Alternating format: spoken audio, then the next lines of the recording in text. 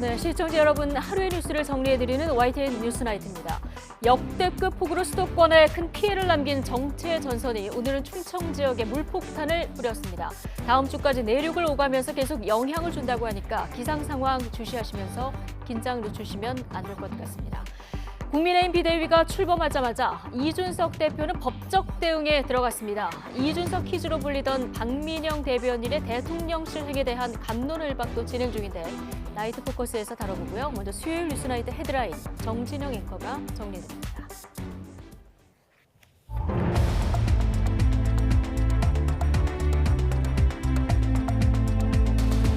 8월 10일 수요일 뉴스나이트의 오늘의 주요 뉴스입니다. 수도권에 폭우를 퍼붓던 비구름이 남하하면서 충청권을 중심으로 침수와 산사태 등 피해가 속출하고 있습니다.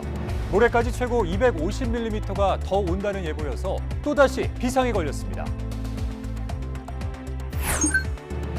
강남 일대가 물바다가 됐을 때 이 맨홀에 빠진 남매 가운데 남동생의 시신이 발견됐습니다. 누나는 여전히 실종 상태인데요. 기록적 폭우에 따른 인명피해는 모두 16명에 이르고 있습니다. 수마가 할퀴 구간 참혹한 모습에 수도권 주민들은 망연자실한 채 복구에 엄두를 내지 못하고 있습니다. 윤석열 대통령은 정부를 대표해 죄송하다며 고개를 숙였고 당정은 특별재난지역 선포를 적극 검토하기로 했습니다. 국민의힘 비대위 체제 전환에 반발한 이준석 대표가 효력정지 가처분 신청을 내며 전면전에 돌입했습니다. 비대위 시한 등을 놓고 벌써 이견이 분출하는 가운데 차기 당권 주자들은 일찌감치 몸풀기에 들어갔습니다. 민주당 이재명 의원의 부인 김혜경 씨의 법인카드 유효 의혹을 수사하고 있는 경찰이 김 씨에게 출석 요구서를 보냈습니다. 전당대회를 앞둔 이달 중순까지는 수사 마무리가 어려울 것으로 보여 이 의원을 둘러싼 다른 수사 진행 상황에도 관심이 쏠리고 있습니다. 사드 문제와 관련해서 한국 정부가 산불뿐만 아니라 운용을 제한하겠다 이렇게 약속도 했다고 중국이 주장했습니다. 박진 외교부 장관은 산불 자체가 합의나 약속이 아니라는 점을 중국 측에 분명히 했다고 밝혀 양측 간 신경전이 가열되고 있습니다.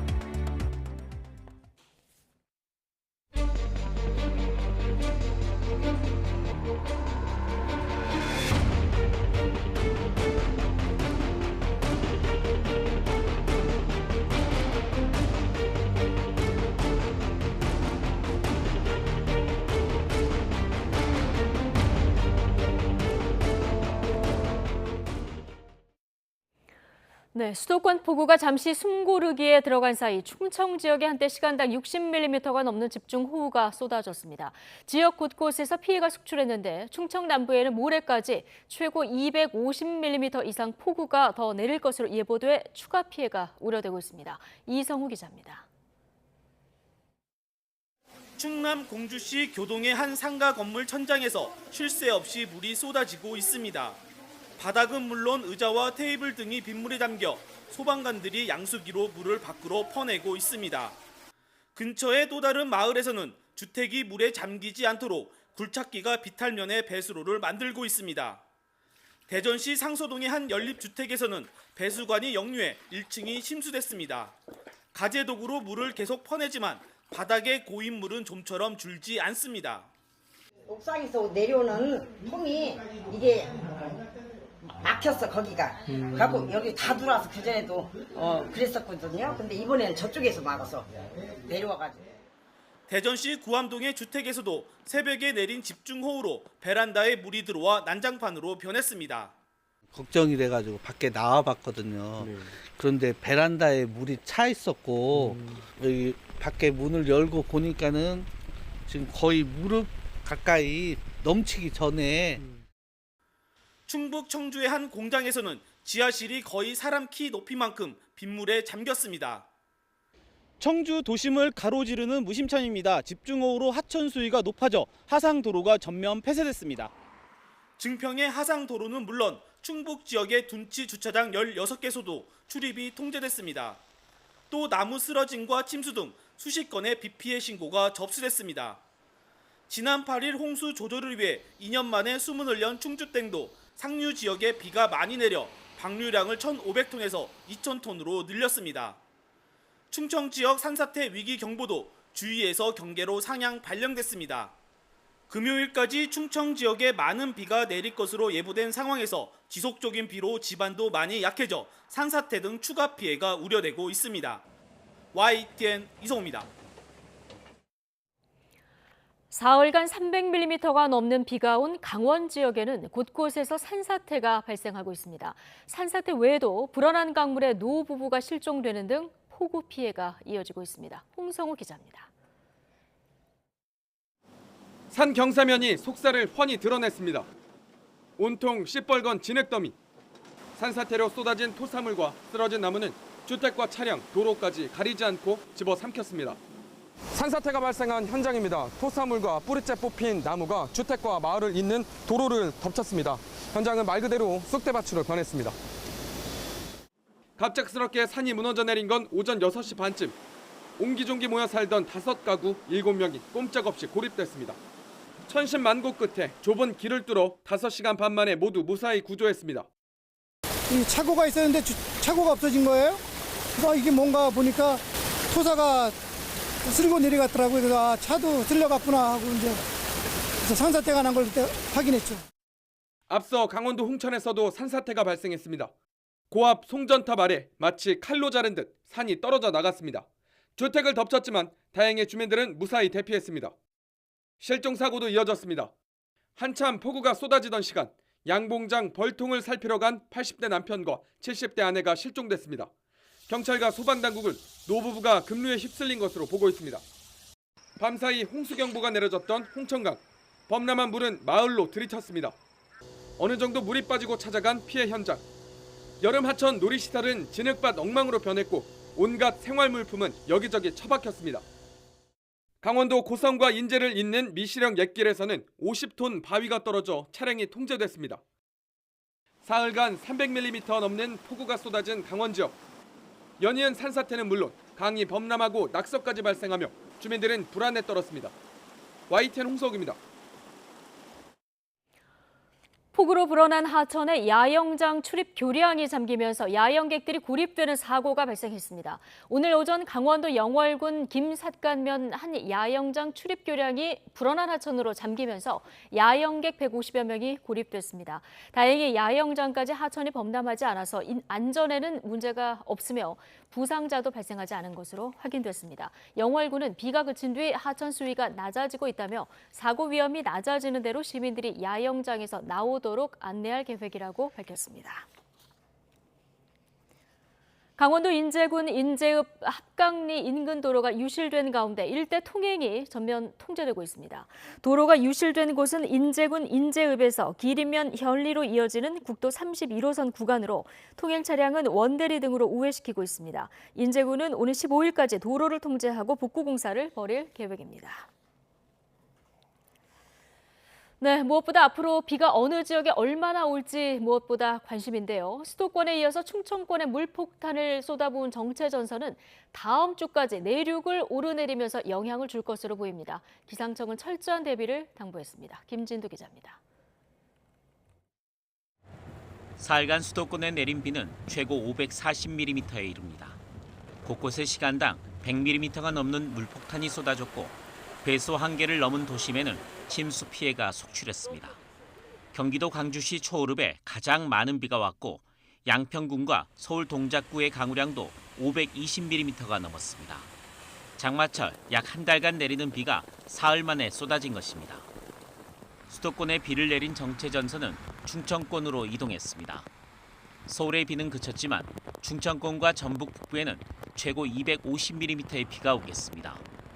또 경북 북부와 경기 남부, 영서 남부에도 100에서 150mm의 호우가 예상됩니다. 정체전선이 머무는 충청권 남부와 전북 북부를 중심으로 12일까지 비가 길게 이어지겠고 밤마다 강수가 강해지면서 시간당 50에서 80mm, 총 250mm의 강하고 많은 비가 내리는 곳이 있겠습니다. 정체전선은 이번 금요일 남부지방까지 물러난 뒤 잠시 소강 상태에 들겠습니다. 하지만 다음 주 초반에는 다시 활성화해 중부와 남부를 오가며 또 한 차례 많은 비를 뿌릴 전망입니다. 기상청은 다음 주까지 정체전선이 영향을 주면서 전국에 게릴라 호우 피해가 발생할 가능성이 크다며 철저한 대비를 당부했습니다. YTN 김유두입니다.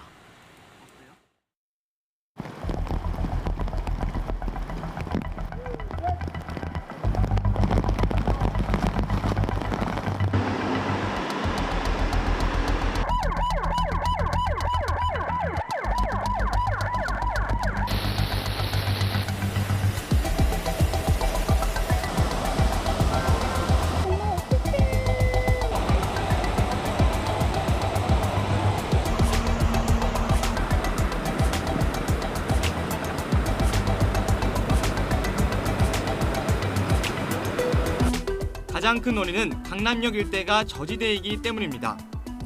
한 정거장 떨어진 역삼역보다 지대가 30m 가까이 낮아 비만 오면 강남역 일대로 물이 쏟아져 내려오는 겁니다.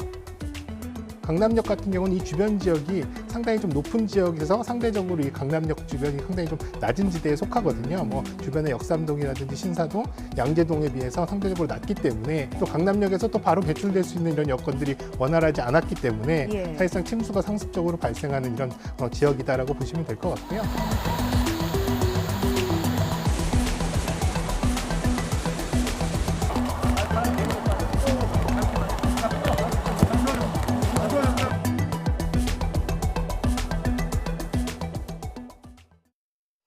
네, 폭우와 관련한 사고 소식들이 들어오고 있습니다. 이 서울 강남 한복판에서는 한 남매가 맨홀에 빠지는 안타까운 사고도 있었습니다. 신고 40시간 만에 남동생의 시신이 발견됐지만 친누나는 여전히 실종 상태입니다. 황보연 기자입니다. 서울 서초동 빌딩 앞 맨홀, 시간당 100mm가 넘는 폭우가 쏟아졌던 지난 8일 밤 11시쯤 폭우로 인한 내부 압력을 못 이겨 뚜껑이 열려있던 해당 맨홀에 40대 남성 A씨와 그의 친누나인 50대 여성이 빠졌다는 신고가 접수됐습니다. A씨는 실종 지점에서 1km 정도 떨어진 서초동 아파트 단지 인근 맨홀 아래 하수도에서 숨진 채 발견됐습니다. 신고 접수 40시간 만이었습니다. 실종 당시 폭우로 인해 하수도의 급류가 강해 수색 작업이 늦어졌다는 게 소방당국의 설명입니다. 처음 같은 경우 맨홀 수색에 있어서는 그 급류가 너무 세가지고 그 진입을 하지 소방기에는 못했습니다. A씨의 친누나는 여전히 실종 상태입니다. 소방당국은 A씨의 친누나가 하수도를 따라 한강까지 떠내려갔을 가능성이 있다고 보고 하수도가 끝나는 반포천 일대까지 범위를 넓혀 수색 작업을 진행하고 있습니다. 한강 쪽도 수색을 하고 있어요. 한강이랑 반포천 쪽으로 둘 다 양방향으로 수색 중이에요. A씨 남매가 실종됐던 밤 서울 서초동의 또 다른 빌딩 두 곳에서도 각각 40대 남성과 50대 남성이 지하층으로 휩쓸려 내려갔다는 신고가 접수돼 수색 작업이 진행되고 있습니다. YTN 황보연입니다. 그제부터 시작된 기록적인 폭우로 모두 16명이 숨지거나 실종됐습니다. 중앙재난안전대책본부는 오늘 오후 6시까지 호우로 인해서 10명이 숨지고 6명이 실종됐다고 밝혔습니다. 주택과 상가 3,700여 채가 침수되면서 이재민도 723명으로 늘었습니다. 침수 여파로 서울 시내 도로에서 늦은 밤까지 극심한 정체가 빚어지고 있습니다. 이 교통사고와 시설물 보수 작업 등으로 혼잡이 계속되고 있는데요. 현장에 나가 있는 취재기자 통해서 자세하게 알아보도록 하겠습니다. 이경국 기자. 네, 서울 반포동 잠수교에 나와 있습니다. 네, 지금 시간이 9시 54분 지나고 있습니다. 그러니까 퇴근 시간이 한참 지났는데도 여전히 수도권 도로 상황이 좋지 않은 거군요. 네, 지금 서울에도 빗방울이 떨어지기 시작을 했습니다. 빗줄기가 조금씩 굵어지는 모습인데요. 현재 제가 있는 이곳 잠수교 상황부터 전해드리겠습니다. 물이 많이 빠지기는 했지만 여전히 잠수교는 물에 잠겨서 통행이 불가능한 상황입니다. 수위도 여전히 전면 통제 기준인 6.5m를 훌쩍 넘는 8m대를 기록하고 있습니다. 오늘 수도권 지역 비가 소강 상태를 보였었는데 지금 비가 내리기 시작을 했고 또 새벽 시간 동안에도 비가 내릴 것으로 예상이 돼서 내일 출근길도 걱정되는 상황입니다. 퇴근 시간대가 지난 밤 시간이지만 여전히 수도권 도로 곳곳 차량 통행이 극심한 정체를 빚고 있습니다.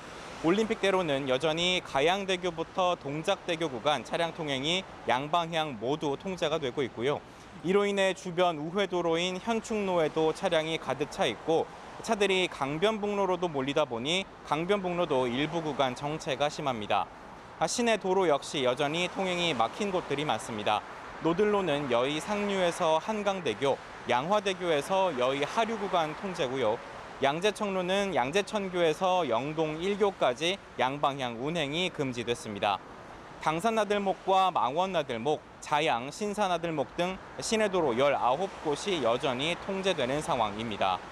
여기에 도로 곳곳에서 시설물 보수 작업이 이어지고 있고 교통사고도 잇따라 발생해서 도심 차량 통행 속도는 시속 20km 정도를 기록하고 있습니다. 도로 상황이 복잡한 만큼 대중교통을 이용해서 이동하는 것이 조금 더 편리할 것으로 보입니다. 지금까지 서울 반포동 잠수교에서 전해드렸습니다. 115년 만에 기록적인 폭우 이후 잠시 소강 상태도였던 서울 곳곳의 모습은 그야말로 참혹했습니다. 복구 작업에 돌입은 했지만 일상을 되찾기까지는 많은 시간이 필요해 보입니다. 김다현 기자가 현장을 돌아봤습니다. 높다란 축대가 버텨내지 못하고 무너져 내렸습니다. 아래에 있던 검은 승용차도 그대로 덮쳐버렸습니다. 작업자 여러 명이 달라붙어 벽에 철근을 덧대고 흙을 퍼내보지만 무너지기 전 모습을 되찾기는 쉽지 않아 보입니다. 자동차를 타고 오다가 축대가 무너지면서 제가 한 5분 안에 나오지 않았으면 지금 저 차 안에 갇혀있을 상황이 됐고요. 그다음에 저는 여기 지금 백오동 주민인데요. 현재로서 월요일부터 전기, 수도 다 끊기고. 아파트 내부도 상황은 다르지 않습니다. 비 때문에 전기와 물이 끊긴 상황이라 에어컨은 무용지물이 됐고 냉장고 안에 있는 음식들도 상하기 직전입니다. 주민들은 구청에서 나눠주는 생수로 간신히 생활하고 있습니다. 일단 가장 중요한 거는 집에서 단수가 됐다는 얘기는 화장실을 사용할 수가 없으니까 현재 바깥에 나와 있는 상황이 가장 불편하죠. 아파트에 물과 전기가 겨우 다시 공급됐지만 무너진 축대 복구까지는 오랜 시간이 걸릴 것으로 보입니다. 서울 강남의 구룡마을 상황은 더 심각합니다. 윗집에서 떠밀려 내려온 가전제품들이 곳곳에 널려 있습니다. 집안에 들어가 보면 장판은 이미 뜯어져 나갔고 가구들도 축축합니다. 뭐가 덩어리가 축축해서 일어나니까 벌써 차단기가 그냥 딱 떨어지는 거야. 옆집 권사님은 벌써 자기네 집에서 기어 나오다가. 주민들은 직접 삽을 들어 집 앞에 쌓인 진흙을 퍼내고 깨끗한 물을 받아 바닥을 청소해보지만 비가 오기 전 집의 모습은 쉽게 돌아오지 않습니다. 물이 들어차면서 벽이 완전히 무너져 버렸습니다. 보시는 것처럼 방 안은 진흙 범벅이 되었습니다. 결국 주민 89명은 인근 중학교에 마련된 대피소에 머무르고 있고 나머지 주민들은 구호용품을 지원받아 생활하는 실정입니다. 가구는 다 물에 잠기고 좀 이제 높이 해놓은 거는 이제 그나마 그 생존 상태 그대로 있다는 보면 되는 것이죠. 빨리 이제 주민들의 이주 대책안에 대해서 복귀하는 그런 생활 대책을 좀 마련해 줬으면은. 문제는 또 다른 비 예보가 있다는 겁니다. 그 사이 일상 회복을 위한 기본적인 복구를 기대해보지만 현재로선 쉽지 않아 보입니다. YTN 김다현입니다. 네, 중부 지역의 집중호우로 전국 곳곳에서는 고립되는 마을도 생겼습니다. 비가 점차 잦아들면서 다시 진입로는 뚫렸지만 완전한 복구까지는 시간이 더 필요할 것으로 보입니다. 김철희 기자입니다. 산 위에서 흘러내린 토사가 마을 곳곳을 덮쳤습니다. 도로 위에는 토사와 각종 잔해가 어지럽게 널브러져 있고 주차된 차량은 진흙 범벅이 됐습니다. 산사태로 연결로가 끊기면서 마을 주민들이 고립된 건데 지자체와 마을 주민들이 온종일 복구 작업을 펼친 끝에 겨우 진입로를 확보했습니다. 범복리 마을회관까지 일단 길은 확보가 돼 있는 상태고 지금 현재 작업 중에 있는 것으로 알고 있는데요. 하지만 전기와 수도, 통신은 여전히 완전히 복구되지 않았습니다. 길어지는 고립에 마을에 갇히다시피 한 주민들 불편은 커지고 있습니다. 전기하고 핸드폰이 안 돼요. 전기가 안 들어와 지금. 일단 암흑속 안에 저렇게 사니까 죽을 것 같아 진짜. 마을에 제일 급한 게 수도 전기. 먹고 싸고 하는 것이 일반생활인데 그리고 이 동네는 나름대로 업을 하고 있는데요. 비 때문에 외부와 단절됐던 건 경기 양평군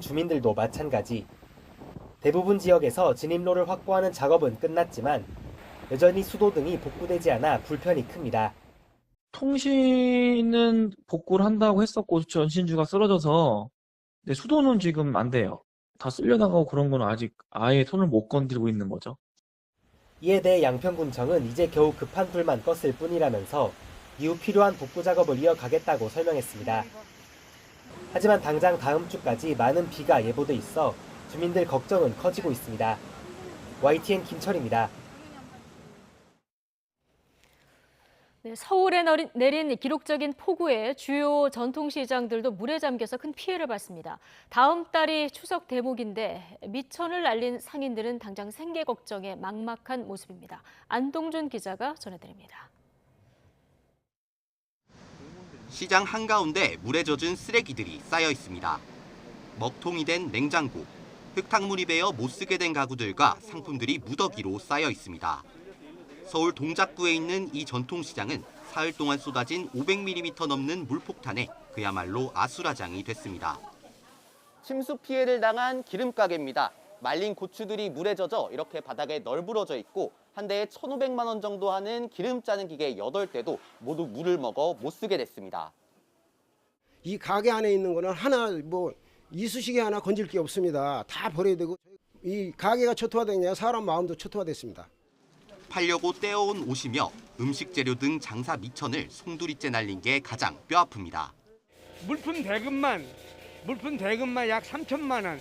장사를 며칠씩 못하는 건 얼마나 걸릴지 몰라. 열흘이 걸릴지 일주일이 걸릴지 그건 모르는데. 역시 폭우가 쏟아졌던 인천의 전통시장 점포들도 큰 피해를 봤습니다. 겉으론 멀쩡해 보이지만 내부 곳곳엔 물에 잠겼던 흔적이 뚜렷합니다. 당장 가게를 복구하는 게 급해서 다음 달 추석 연휴 대목을 준비하는 건 엄두도 못 냅니다. 추석 대비해서 적어도 한 달 전부터는 만들어 놔야 되는데 제품을 아예 만들지 못하고 있는 상황입니다. 처음에는 그냥 황당했고 지금은 이제 좀 착잡한 기분입니다. 이번 중부지방 폭우로 수도권 전통시장 62곳, 1,200여 개 점포가 피해를 본 것으로 추산됩니다. 정부는 긴급 복구비를 지원하기로 하는 등 부랴부랴 대책 마련에 나섰습니다. 개별 점포에 대해서는 저희가 긴급 경영 안정 자금 지원을 할 계획이고요. 국방부랑 협업을 통해서 필요 인력도 지원할 계획을 가지고 있습니다. 정부는 또 저리로 긴급 자금을 대출해주고 소상공인 대출 만기를 연장하는 등 피해 상인들의 빠른 정상화를 돕겠다는 계획입니다. YTN 안동준입니다. 네, 이번 집중호우로 인명피해가 가장 컸던 곳은 반지하로 상징되는 주거 취약 지역입니다. 신림동에 살던 일가족 3명과 동작구 상도동에서 사망한 여성 모두 반지하 주택에 살던 저소득층이었는데요. 영화 기생충으로 반지하에 대한 관심이 커졌을 때 정부가 대책을 내놓겠다고 했지만 여전히 마련되지 않고 있습니다. 강민경 기자가 전해드립니다. 지나가기도 힘든 골목에 도로보다 한참 낮은 주택들. 잔뜩 쌓인 쓰레기와 젖어버린 물건들이 밤사이 악몽을 고스란히 보여줍니다. 시간당 130mm가 넘는 폭우가 내린 밤, 이곳 반지하방에 살던 50대 여성은 참변을 당했습니다. 빗물이 들어차기 시작했을 무렵 이 여성은 바로 옆집에 사는 가족과 함께 무사히 집을 빠져나온 상태였습니다. 그러나 고양이를 구하러 다시 집에 들어갔다가 결국 숨진 채 발견됐습니다.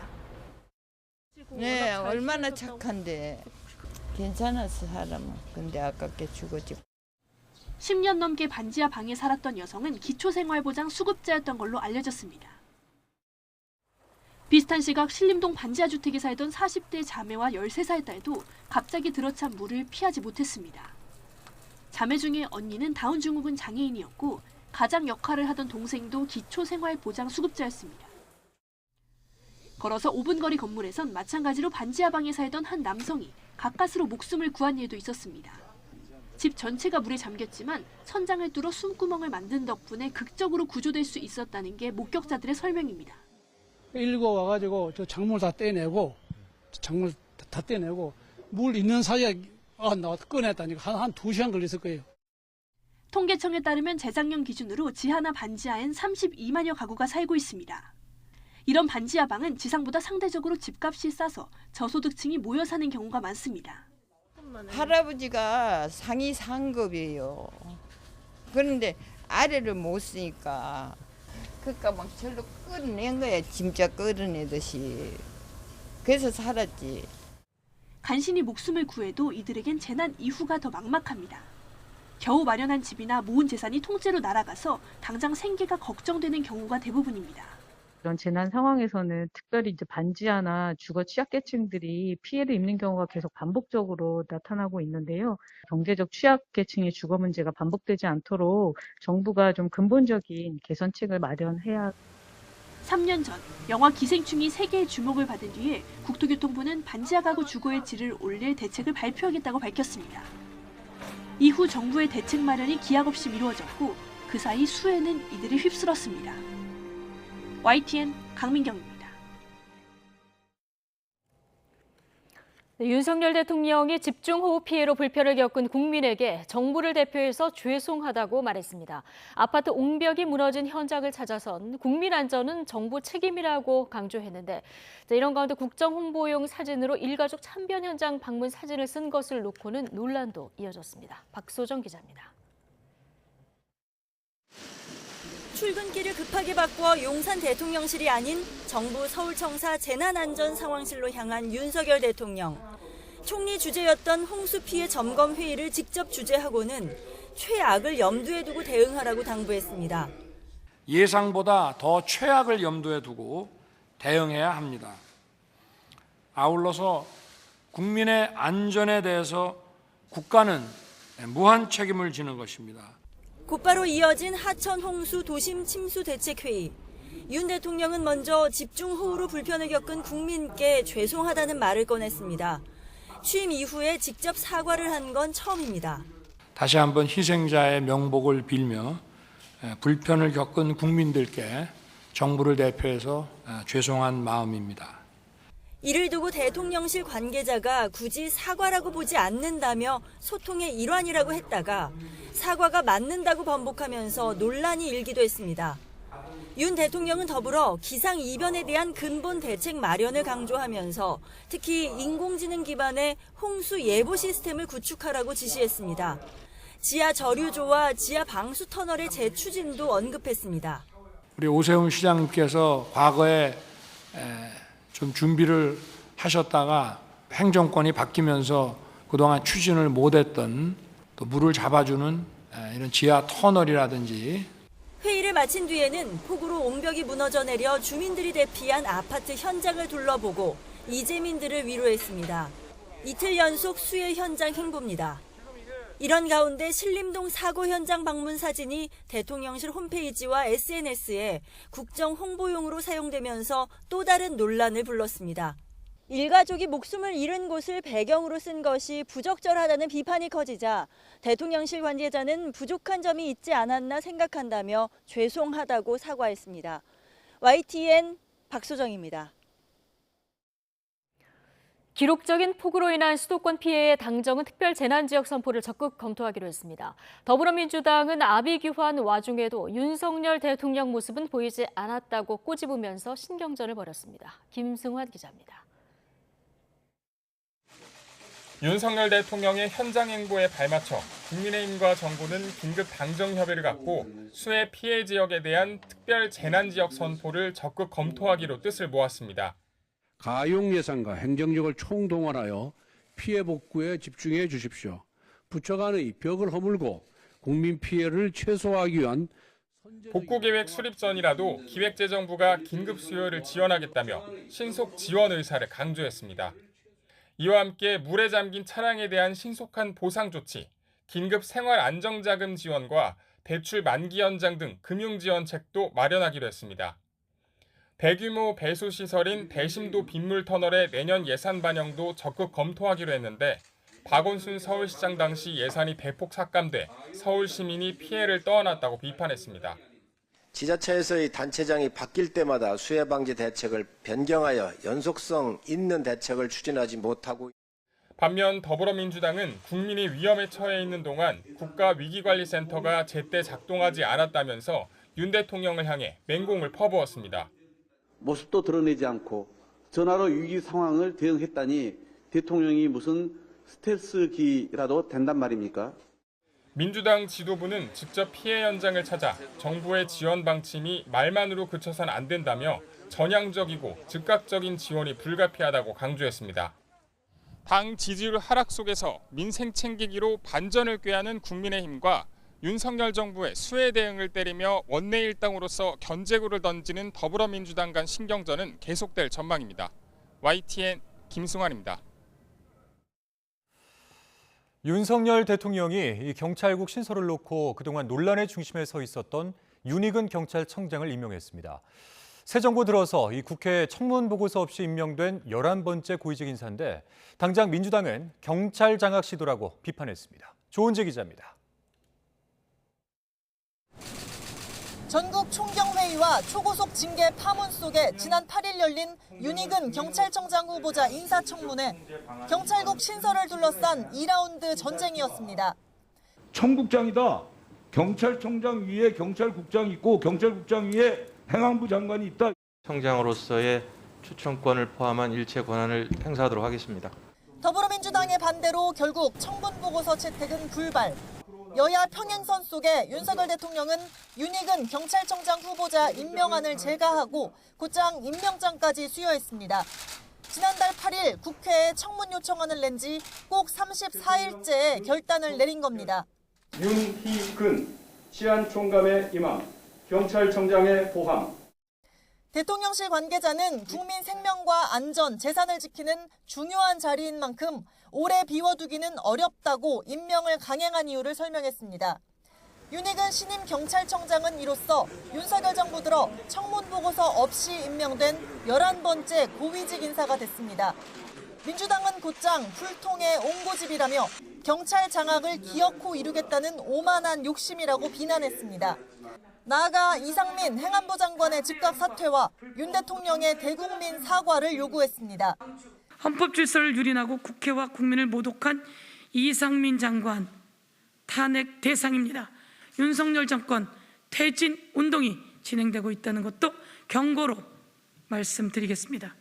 반면 국민의힘 권성동 원내대표는 치안을 볼모로 야당이 국정 발목 잡기를 한다며 임명을 강행하게 한 뒤 청문회 패싱이라며 대통령을 공격하려는 시도라고 일축했습니다.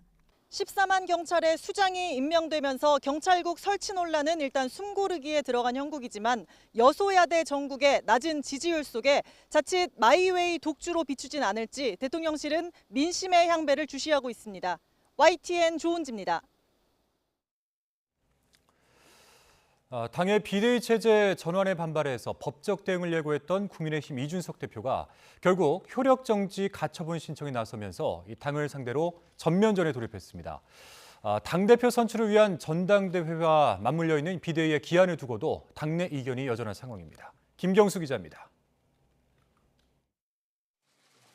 국민의힘 이준석 대표가 결국 법적 대응을 선택하며 전면전에 나섰습니다.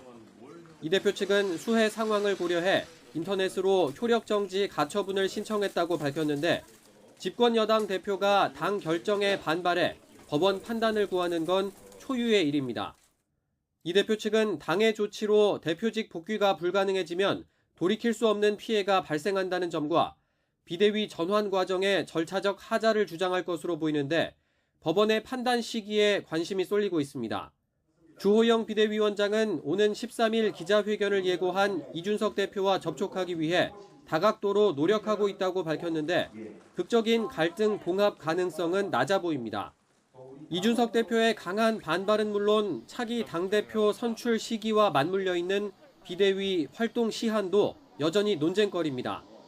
비대위원 인선에 주력하고 있는 주 위원장은 일단 비대위를 최대한 짧게 하고 조기 전당대회를 하자는 일각의 주장엔 불편함을 드러냈습니다. 빠르게 안정화를 시켜야 된다라는 목소리도 있습니다. 그래서 어제 기자회견 얘기 주셨던 거에서 변함이 없으신지. 아니, 그러면 비대위를 할 거 뭐 있어요? 선거관리위원회를 구성해가 하면 되지. 차기 당권 주자들은 벌써 몸풀기에 들어갔습니다.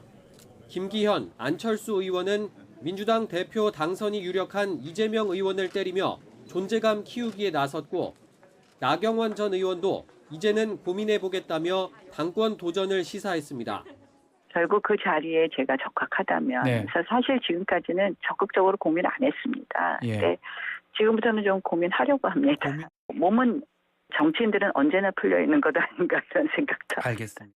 앞서 친윤계 세력화 논란으로 제동이 걸렸던 가칭 민들레 모임도 이름을 바꿔 이달 말 공식 출범을 앞두고 있습니다. 당내 의원 가운데 절반 정도가 참여 의사를 밝힌 것으로 알려져 이들의 움직임도 향후 당권 경쟁 구도의 주요 변수가 될 전망입니다. 국민의힘이 위기를 수습하겠다며 속전속결로 비대위를 띄웠지만 법원 판단과 비대위 구성을 둘러싼 이견 탓에 당이 완전히 안정되기까지는 시간이 걸릴 것으로 보입니다. YTN 김경수입니다. 이명박 전 대통령이 자신에 대한 8.15 광복절 특별사면 문제와 관련해서 윤석열 대통령의 국정 운영에 도움이 된다면 사면하지 않아도 좋다고 말한 것으로 전해졌습니다. 옛 친이계 좌장인 이재호 고문은 오늘 YTN 취재진과의 통화에서 이 전 대통령이 이같이 언급했다고 말했습니다. 이 전 대통령은 지금은 국가와 당의 안정이 제일 필요할 때라면서 자신의 사면 문제로 공연히 국정 안정에 지장이 간다면 사면 안 해도 좋다고도 말했다고 이 고문은 전했습니다. 오는 15일 광복절을 맞아서 윤석열 정부의 첫 특별 사면이 이루어지는 가운데 정치권에서는 경제인과 민생사범 위주로 사면이 이루어지고 정치인은 일괄 배제됐다는 관측이 나오고 있습니다. 더불어민주당 이재명 의원 부인의 김혜경 씨의 법인카드 유용 의혹을 수사하고 있는 경찰이 김 씨에게 출석 요구서를 보냈습니다.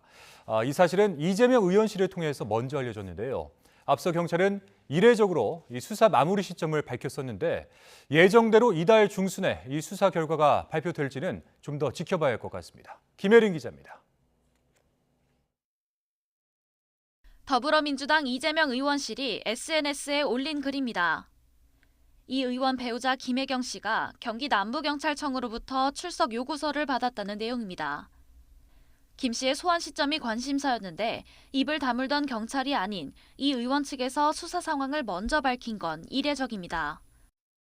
이 의원 측은 또 김 씨가 지난해 8월 당 관련 인사들과 모인 식사 자리에서 본인의 몫만 정치자금 카드로 계산했고 의혹 제보자 A씨가 경기도 업무추진비 카드로 동석자의 식사비를 결제했다는 사실을 전혀 알지 못했다며 김 씨와의 연관성을 강하게 부인했습니다. 그러면서도 진상규명을 위해 경찰 수사에 적극 협조하겠다고 덧붙였습니다. 앞서 경찰은 법인카드 의혹 수사를 이달 중순에 마무리하겠다고 공개적으로 밝혔습니다. 수사 마무리 시점을 구체적으로 예고한 것도 이례적이었는데 지금 상황을 보면 계획대로 될지는 미지수입니다. 결제와 사적 심부름을 지시한 수행비서 배모 씨를 부른 게 지난 3일이고 공익제보자 A씨 직접 조사는 그 다음 날 이뤄졌습니다. 당장 김혜경 씨를 소환 조사하더라도 이후 법리 검토 과정을 고려하면 중순에 수사 결과를 마무리한다는 건 무리로 보입니다. 이와 관련해 경찰 관계자는 이번 사건과 관련된 공직선거법 공소시효를 고려해 신속하게 처리하겠다는 취지여서 날짜에 의미를 둘 필요는 없다며 한 발 물러서는 듯한 모습을 보였습니다. 경찰이 애초 밝힌 계획은 법인카드 의혹 사건부터 마무리하고 GH 비선 캠프 의혹과 성남 FC 후원금 의혹, 그리고 백현동 특혜 개발 의혹 등 이재명 의원과 관련된 다른 수사들을 마무리 짓겠다는 겁니다.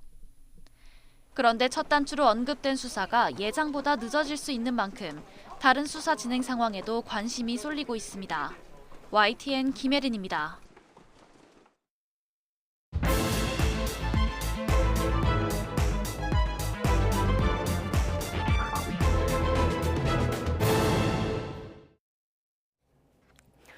네, 정치권 관심 뉴스 분석해드리는 나이트 포커스. 오늘은 김근식 전 국민의힘 선대위 정세분석실장 그리고 김성회 전 더불어민주당 선대위 대변인 두 분과 함께하겠습니다.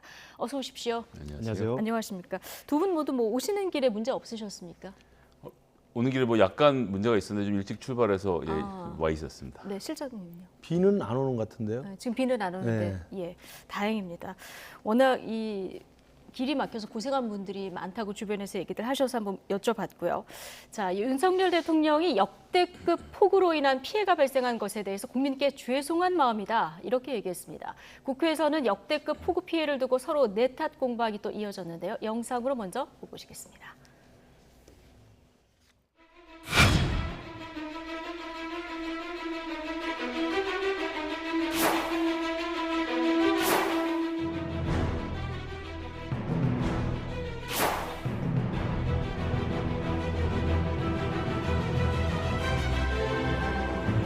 국민의 안전은 국가가 책임진다. 주민 여러분의 안전을 정부가 책임질 테니 정부를 믿고 기다려달라고 여러 번 당부를 했습니다.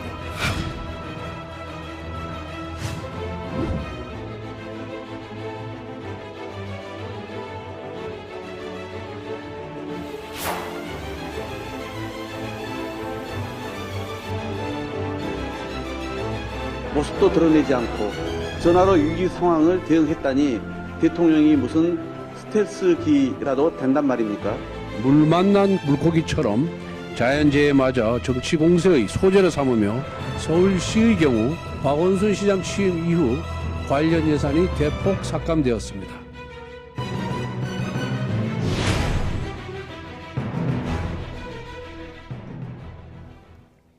네. 자, 영상으로 지금 모두 모아서 보고 오셨는데요. 자, 윤석열 대통령 이틀째 수해 현장도 방문하고 대책회의에서는 집중호우로 국민께 죄송하다 이렇게 얘기도 했는데 아마 이게 국정운영 관련해서 직접 사과한 것은 취임 이후 처음인 거죠? 그 휴가를 끝내고 월요일 이제 출근길에 많은 국민들이 이제 예의주시했던 약식 기자회견에서 이제 네. 국민의 관점이란 말을 많이 하지 않았습니까? 국민에서부터 권력에 나온다. 그리고 국민에서부터 겸허하게 배우겠다. 국민의 관점에서 다 생각해보고 점검해보겠다라는 입장을 밝힌 데 이어서 사실은 이제 월요일 날 그 엄청난 서울의 물폭탄이 터지면서 기민하지 못한 대응으로 많은 논란이 벌어졌고요. 네. 그리고 그 다음 날 또 오늘 이르기까지 사후에 상당히 많은 지금 노력들을 하고 있습니다. 그래서 오늘 그 대책회의에서 나와서 정부를 대표해서 죄송하다는 이야기를 했는데 이걸 제가 볼 때는 뭐 사과라는 단어는 쓰지 않았지만 네. 충분한 저는 사과의 수준으로 이해를 해야 된다고 생각합니다. 왜냐하면 명실상부한 재난 상황에서 대통령이 그런 위기관리에 컨트롤을 했어야 되는 상황인데 퇴근을 했다는 것으로 이제 논란이 됐었고요. 예. 퇴근 이후에 이제 그 논란 이후에 그 다음 날 또 가서 그 안타깝게 사망한 그 사고 현장을 갔었는데 그 사진을 또 대통령실에서 홍보한다고 카드 뉴스를 만들었던 일들이 지금 아까도 네. 화면에 나왔습니다만 그렇게 되기 때문에 국민들이 볼 때는 도대체 물난리가 나서 많은 사람들이 시름을 겪고 있는데 대통령실은 뭐 하고 있느냐라는 질타가 나올 수밖에 없거든요. 그런 맥락에서 본다면 오늘 이 공개된 회의에서 대통령이 이런 죄송하다는 이야기를 한 것 자체가 저는 마음에 있는 사과의 마음을 담은 거라고 생각을 합니다. 네, 말씀을 종합해 보면 대통령은 휴가 이후 조금 달라졌는데 대통령실의 대응은 여전히 좀 비판할 지점이 있다. 예. 자, 이렇게 보시는 것 같은데 대통령실이 대통령이 발언에 대해서 뭐 굳이 사과라고 생각을 안 한다 얘기했다가 사과 맞다 또 이렇게 번복하면서 좀 논란이 있었고 민주당 비판도 거세게 나왔습니다. 대통령실은 일단 대통령님 하신 말씀 좀 들을 필요가 있을 것 같아요. 네. 예, 아까 전에 나왔던 모든 말씀 정도면 사과했다고 충분히 볼 수 있는데 왜 대통령실이 나서서 그게 아니라고 굳이 이야기를 하는 건지 이유를 모르겠고 아직도 지금 선거 중인 것 같습니다. 대통령실은. 그래서 민주당과 싸우는 중이고 여기서 고개를 숙이면 우리가 국정 동력을 잃는다 생각을 하는 것 같아요. 이러나 저러나 2024년까지는 민주당이 170석을 유지하고 있는 상태로 갈 수밖에 없습니다. 네. 그럼 현실적인 국정 파트너로 인정하고 함께 갈 길을 찾아야 되는데 뭐 고개만 숙이면 어떻게 되는 것처럼 구는 태도를 보이는 것 이것은 오히려 대통령님의 이 사과의 진정성을 해친다는 점에서 정말 좀 부족하다고 생각하고요. 특히 홍보 라인 어떻게 이런 식으로 홍보를 하는지 이건 홍보라고 할 수도 없죠. 뭐 이미 김구식 교수님도 지적하셨습니다만 대통령이 그 현장에서 피해 있는 사진을 피해 현장의 사진을 가지고 이런 카드 뉴스를 만들어서 대통령의 진정성을 보여준다. 기본적인 모니터링이 하나도 되고 있지 않다는 점에서 좀 참담합니다. 예. 자, 국민 안전은 국가가 무한 책임을 지는 것이다. 좀 믿어달라. 윤석열 대통령은 이렇게 연일 자세를 낮춘 채 폭우 피해 수습과 대책 마련에 부심하는 모습인데요. 자, 대통령실의 대응은 두 분 모두 좀 지적을 해주셨습니다. 자, 그런데 이 자택 지시 관련해서 여야 공방도 여전히 계속되고 있는데요. 이 발언 잠시 듣고 오시죠. 침수 때문에 못 갔다라는 것은 그 자체로 대단히 중요한 경호상의 문제가 생긴 겁니다. 근데 대통령이 어디로 또 이동을 못하게 갇혀 있었다라는 것은 경호상의 심각한 사건이 생긴 겁니다. 경호실장 경질 사유입니다, 이거. 대통령이 있는 곳이 곧 상황실이다라고 이제 해명했거든요. 이 해명을 어떻게 보십니까? 정말 궤변도 그런 궤변은 더 이상 없습니다. 아파트에서 어떻게 국가 재난 관리를 관리하고 그게 장악될 수가 있습니까? 저는 대통령께서 컨트롤을 하지 않아서 어떤 사고가 났나요? 사고를 컨트롤을 하지 않은 상황이 있었나요? 실시간으로 보고받고 대응을 했고 총리께서 또 여러 가지 상황에 대한 대응을 해서 어제까지 오늘까지 지금 계속 이어지고 있는데 대통령이 어디에 계셨냐 가지고 어떤 또 대통령실의 여러 가지 컨트롤다가 부재했다라고 프레임을 쓰는 것은 무책임한 공격이라는 거죠. 네, 대통령이 대통령실 청사로 복귀하지 못한 것에 대해서 대통령실 측과 야당 입장이 이렇게 극명하게 엇갈립니다. 윤건영 의원은 대통령이 이동을 못하고 갇혀 있었다는 거는 경호실장의 경질사유다 이렇게 얘기를 하고 있고요. 강승규 수석은 지난번에도 비슷한 얘기를 했는데 프레임 씌우기다 이렇게 얘기를 했거든요. 자, 두 분 얘기 어떻게 들으셨습니까? 그러니까 그 예상치 못한 서울시의 이제 이 수해가 났고 또 대통령이 실제로도 그 다음 날 그 신림동 현장을 방문한 자리에서 이야기를 했습니다만 퇴근할 때 보니까 이미 우리 아파트 보니까 많이 침수가 돼 있더라라는 이야기를 했습니다. 그런 상황을 한다면 대통령이 이제는 뭐 검찰총장이 아니고 한 국가의 모든 책임과 막중한 권한을 쥐고 있는 총책임자라는 생각에서 본다면 그 당시 신속한 결정을 내려야 되는 거거든요. 퇴근길로 서초동에 가다가도 이게 심각하다 상황이 간단치 않다라고 한다면 이 위기 관리를 어떻게 대응할 것인가에 대해서 순간적인 판단을 정확히 내려야 되는 것이고 그렇다고 한다면 돌아갈 필요가 있으면 돌아가는 것이고요.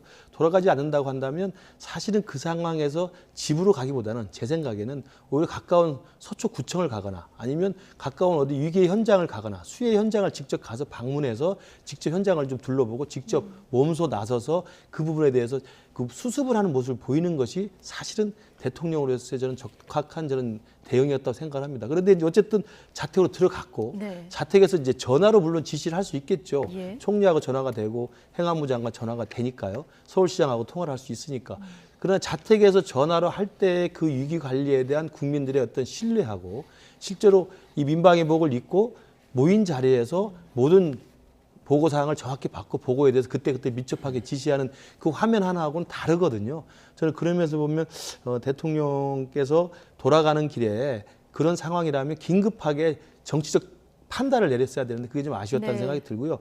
더 저는 아쉬운 것은 그 강승규 지금 시민사회수석에 나서서 이걸 악의적인 프레임이라는 이야기를 계속 하고 있는데 물론 이제 대통령을 모시는 입장에서는 아쉬운 것도 있고 억울한 측면도 있을 겁니다. 그러나 그 억울한 측면보다도 지금의 민심과 여론을 생각해 본다면 과연 서초동 자택에 가서 이것을 하는 것이 옳았느냐는 그런 거센 문제제기가 있으면 시민사회 수석이나 대통령실에서 대통령을 모시는 참모 입장에서는 제대로 살피지 못한 것이 좀 미흡했다. 앞으로 잘 보좌하겠다. 이렇게 말씀하시는 것이 훨씬 더 국민들의 어떤 그 여론들을 좀 잠재우는 데 도움이 되지 않았을까 하는 아쉬움이 있습니다. 강승규 수석의 대통령이 있는 곳이 곧 상황실이다. 이 발언에 대한 그 일각의 비판도 나오고 있는 상황이고요. 앞서 말씀하신 그 신림동 사고 현장 방문 사진을 대통령실 홈페이지와 SNS 국정 홍보용으로 이제 사용한 부분을 두고도 논란인데, 자, 두루두루해서 좀 비판을 많이 해주실 것 같아서 제가 묶었습니다. 질문을. 너무 많이 말씀드릴 거. 일단 윤건영 의원이 한 얘기 조금만 짚어보면요. 그 당시 YTN도 그날 저녁에 취재와 보도를 하면서 폭우가 쏟아지고 있고 대통령 집 어디 계시냐. 그래서 대통령실과 확인하는 과정에서 지금 도로 사정이 좋지 않아서 움직이실 수 없다는 답변을 들으셨던 것 아닙니까? 그러니까 그 사람이 거짓말을 한 거예요, 사실은. 그게 저는 핵심이라고 봅니다. 그러니까 움직일 수 없었던 것 자체가 거짓말이었습니다. 그 당시에 강남대로가 침수 상황에 있었다라고 가정을 하고 그리고 또 하나 또 낮은 지대에 있는 길이 고속터미널 앞길이 신반포로입니다. 이렇게 두 개의 길이 설령 물에 일부 잠겨서 경호상의 위험이 있다고 하더라도 그 법원과 지금 아크로비스타에서 출발하면요. 법원과 검찰청을 지나서 반포대교로 가는 길은 계속 고가를 넘고 산을 넘기 때문에 침수지대가 전혀 없거든요. 충분히 올 수 있는 루트가 확보되어 있었습니다. 그건 뭐 누구나 다 확인할 수 있는 일이었는데 이런 것을 길이 막혀서 못 간다는 식의 엉터리 대응을 해놓고 나중에 문제가 생기니까 대통령이 계시는 곳은 어디나 상황실이다라는 2차 변명을 함으로써 문제를 일으켰죠. 게다가 대통령이 계시는 곳은 어디나 상황실이다라는 이야기는 지난번 박근혜 대통령이 이 세월호 참사가 났을 당시에 관제에서 사실 10시까지 일어나지도 않았던 상황을 저희가 지금 재판 결과를 보고 있는데 그때도 김기춘 비서실장이 대통령이 계신 곳이면 관저가 상황실이다라는 이야기를 해서 그 국민들의 많은 분노를 샀던 대사를 왜 반복을 하는지 전혀 이해할 수가 없고요. 또 하나 지금 제가 가장 그 화가 나는 부분은 대통령께서 컨트롤을 하지 않아서 어떤 사고가 났냐. 사람이 죽지 않았습니까? 네. 정말 많은 사람이 죽고 이재민이 났습니다. 그리고 이 신림동 같은 경우도 도림천이 범람을 하면서 생긴 사고라고 하면 글쎄요. 기본적으로 제가 안전 전문가는 아닙니다만 그 당시에 재난 문자로 도림천이 범람했으니 그 지역에 계시는 반지하에 살고 계시는 분들을 모두 고지대로 대피해 주십시오라는 문자를 하나를 보냈으면 그래도 사고는 났겠지만 국가는 국가로서의 책임을 하고 있는 모습을 보여준 거 아니겠습니까? 이런 어떠한 조치도 이루어지지 않은 상태에서 네. 강승규 수석이 어떤 사고가 났냐라고 되묻는 것은 정말 들으면서도 귀를 의심케 하는 얘기였습니다. 예. 자, 탁현민 전 의전 비서관이 이미지 디렉팅이 최저 수준이다. 전문가를 쓰라. 이렇게 권유를 하기도 했는데 자, 인적 쇄신 요구가 좀 확대될 가능성이 있다고 보십니까? 휴가 끝에 많은 이제 그 전망 중에 하나가 인적 쇄신의 가능성을 지적했습니다만 저도 그때 방송에서 한번 말씀드렸습니다만 대통령의 그 평소 스타일상으로 보면 이제 임기 시작한 지 석 달이 안 된 상황이기 때문에 이 상황에서 믿고 일을 맡겼는데 지지율이 떨어진다는 이유로 인적 교체하는 것에 대해서 상당히 제가 볼 때 신중한 저는 그런 스타일이라고 생각합니다. 그래서 인적 쇄신 하지 않은 걸로 일단 정리를 하고 가는 건데요. 예. 그러나 아까 말씀드린 것처럼 휴가를 마치고 지지율이 엄청나게 하락한 상황에서 돌아와서 국민의 관점이라고 하는 그리고 국민의 목소리와 여론을 경청하겠다고 하는 낮은 자세로 저는 상당한 부분 저는 대통령의 고민이 좀 무르익었다고 생각을 하는데 중요한 것은 그런 대통령의 변화가 있으면 그 변화가 실제 성과로 나타날 수 있도록 대통령실의 참모 기능, 보좌 기능이 그 뒷받침을 해줘야 된다고 생각합니다. 예. 근데 여전히 그 부분에 대한 문제의식이 같이 결합이 못 되는 것 같아요. 지금 말씀하신 것처럼 뭐 탁현민 비서관이 이미지 디렉팅이라고 말하면 그게 뭐 정확히 어떤 내용인지는 잘 모르겠습니다만 가장 중요한 게 지금 화면에 나오는 것처럼 이 신림동 그 사고 현장에 가서 우산을 쓰고 있는 이 모습을 놓고 대통령이 이렇게 최선을 다하고 있다는 것을 홍보하는 카드 뉴스를 한다는 것은 정말 국민의 민심에서 볼 때는 굉장히 부적절한 카드 예. 뉴스거든요. 그러니까 이런 것들이 필요하다고 누군가가 생각을 해서 안으려면 이것들을 모니터링해서 이거 절대 안 된다. 이게 말이 되느냐. 이런 식의 홍보를 해서는 안 된다라고 차단을 해줘야 됩니다. 그게 시스템이 돌아가는 거거든요. 과연 그런 대통령실이 지금 시스템이 제대로 돌아가고 있느냐. 그러니까 대통령이 좀 변화해서 민심과 가까이 가겠다고 결심을 했으면 그것을 보장할 수 있고 지원할 수 있는 대통령실에 충분한 시스템이 가동이 돼야 되는데 아직은 그게 좀 덜 되고 있지 이게 좀 않는가. 안 되고 있다. 네, 그런 생각이 듭니다. 인적 쇄신 해야 한다고 보시는 거군요. 하면 좋겠는데요. 결국 인적 쇄신은 또 대통령의 결심이기 때문에 그 부분은 뭐 나이트 포커스에서 계속 이야기를 해주시길 바랍니다. 알겠습니다. 김근식 교수님이 매주 출연하실 때마다 이 얘기 해주고 계신데 어쨌든 이번 호우 곳곳이 아수라장입니다. 저희 앞서 뉴스 앞머리에 곳곳에 이 피해 현장 모습을 봤는데 정말 얼마나 정말 속이 상하실까. 보시는 시청자 여러분도 공감하실 겁니다. 인명피해도 좀 속출하고 있고요. 근데 뭐 정치권으로 가봐도 답답합니다. 서로 내탓 공방만 하고 있는데 2011년에 강남 물난리가 한 번 있지 않았습니까? 네. 우리가 산사태 현장도 서울에서 난 걸 봤고요. 대치역 사거리 그때 강남역 이렇게 물난리 난 것도 그때 봤는데 지금 똑같은 상황이 재현된 거거든요. 자, 이게 재현되는 것이 누구 책임이냐 여야 공방이 벌어지고 있어요. 이건 뭐 누구의 책임이라고 예. 할 수 없죠. 사실은 우린 모두가 지난 100년간의 수위를 계산했을 때 시간당 85ml 정도로 막으면 된다라는 공감대가 있었던 겁니다. 그것보다 넘치는 경우가 한두 번 있었던 것이기 때문에 100년 기준으로는 안전 설계에 맞춘 것이거든요. 그래서 이렇게 설계한 것 자체를 문제를 삼을 수는 없다고 생각을 하고요. 예. 다만 두 차례 걸친 이런 일을 겪었으니까 예외적인 경우가 많이 생기고 기후 위기가 있는 상황이라는 것을 같이 인지를 하면 여기에 예산을 집어넣는 게 맞다라고 생각합니다. 아까 전에 권성동 의원 오세훈 시장이 추진했다가 박원순 시장이 마치 엎은 것처럼 말씀하시는데 그건 뭐 예. 양쪽이 다 마찬가지인 겁니다.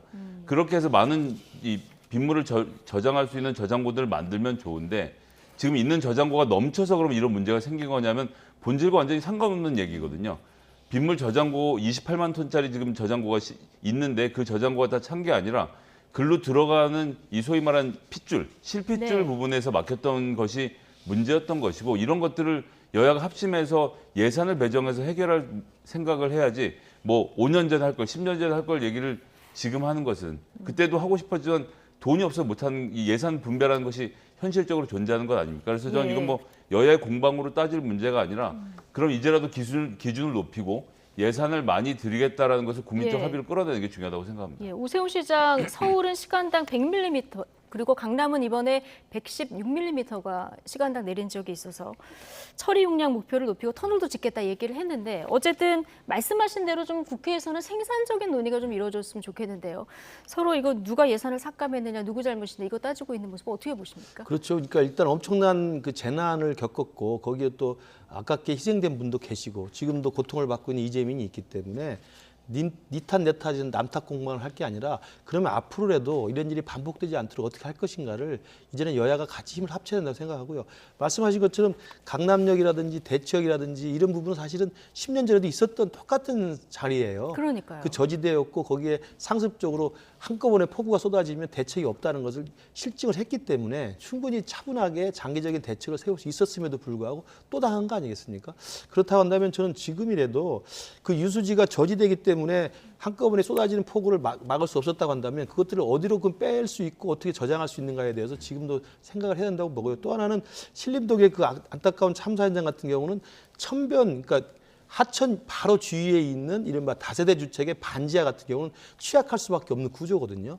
그 천변이 넘치는 순간 사실은 반지하에 있는 그 주택 같은 경우 물이 넘쳐 들어가면 사실은 대책이 없는 거예요. 예. 그러면 앞으로라도 그러한 반지하 주택들이 상당히 많이 있는데 이런 다세대 주택을 어떻게 개조해 나갈 수 있을 것이고 앞으로 진행되는 신축 건물 허가에서도 그러면 서울시 차원에서도 이제는 반지하를 되도록이면 지양하고 반지하가 없는 어떤 주택을 만들 수 있도록 사실 주택 정책에 대한 새로운 고민도 필요하다고 생각합니다. 예. 결국은 서울시가 이렇게 엄청난 난리를 치르고 많은 사람이 희생을 당하는 것은 결국 하천의 범람에 대한 이 부분에 대한 주택의 정책들이 새롭게 디자인돼야 된다는 생각이 들고요. 그리고 상습 침수 지역에 대한 취약 방법을 어떻게 대처할 것인가에 대해서도 치수 정책 자체에서 저는 근본적인 대책을 논의한다고 생각합니다. 예. 이런 상황이 반복되면 안 되니까 여야 신경전 말고 좀 대책을 좀 마련해달라. 네. 국민들 바람은 아마 이거일 것 같습니다. 자, 국민의힘 소식으로 넘어가겠습니다. 자, 이준석 대표 예고했던 대로 법적 대응을 실행했습니다. 자, 수해 상황을 고려해서 인터넷으로 접수했다고 했는데 비대위 전환 효력 정지 가처분 신청을 냈습니다. 근데 김근식 네.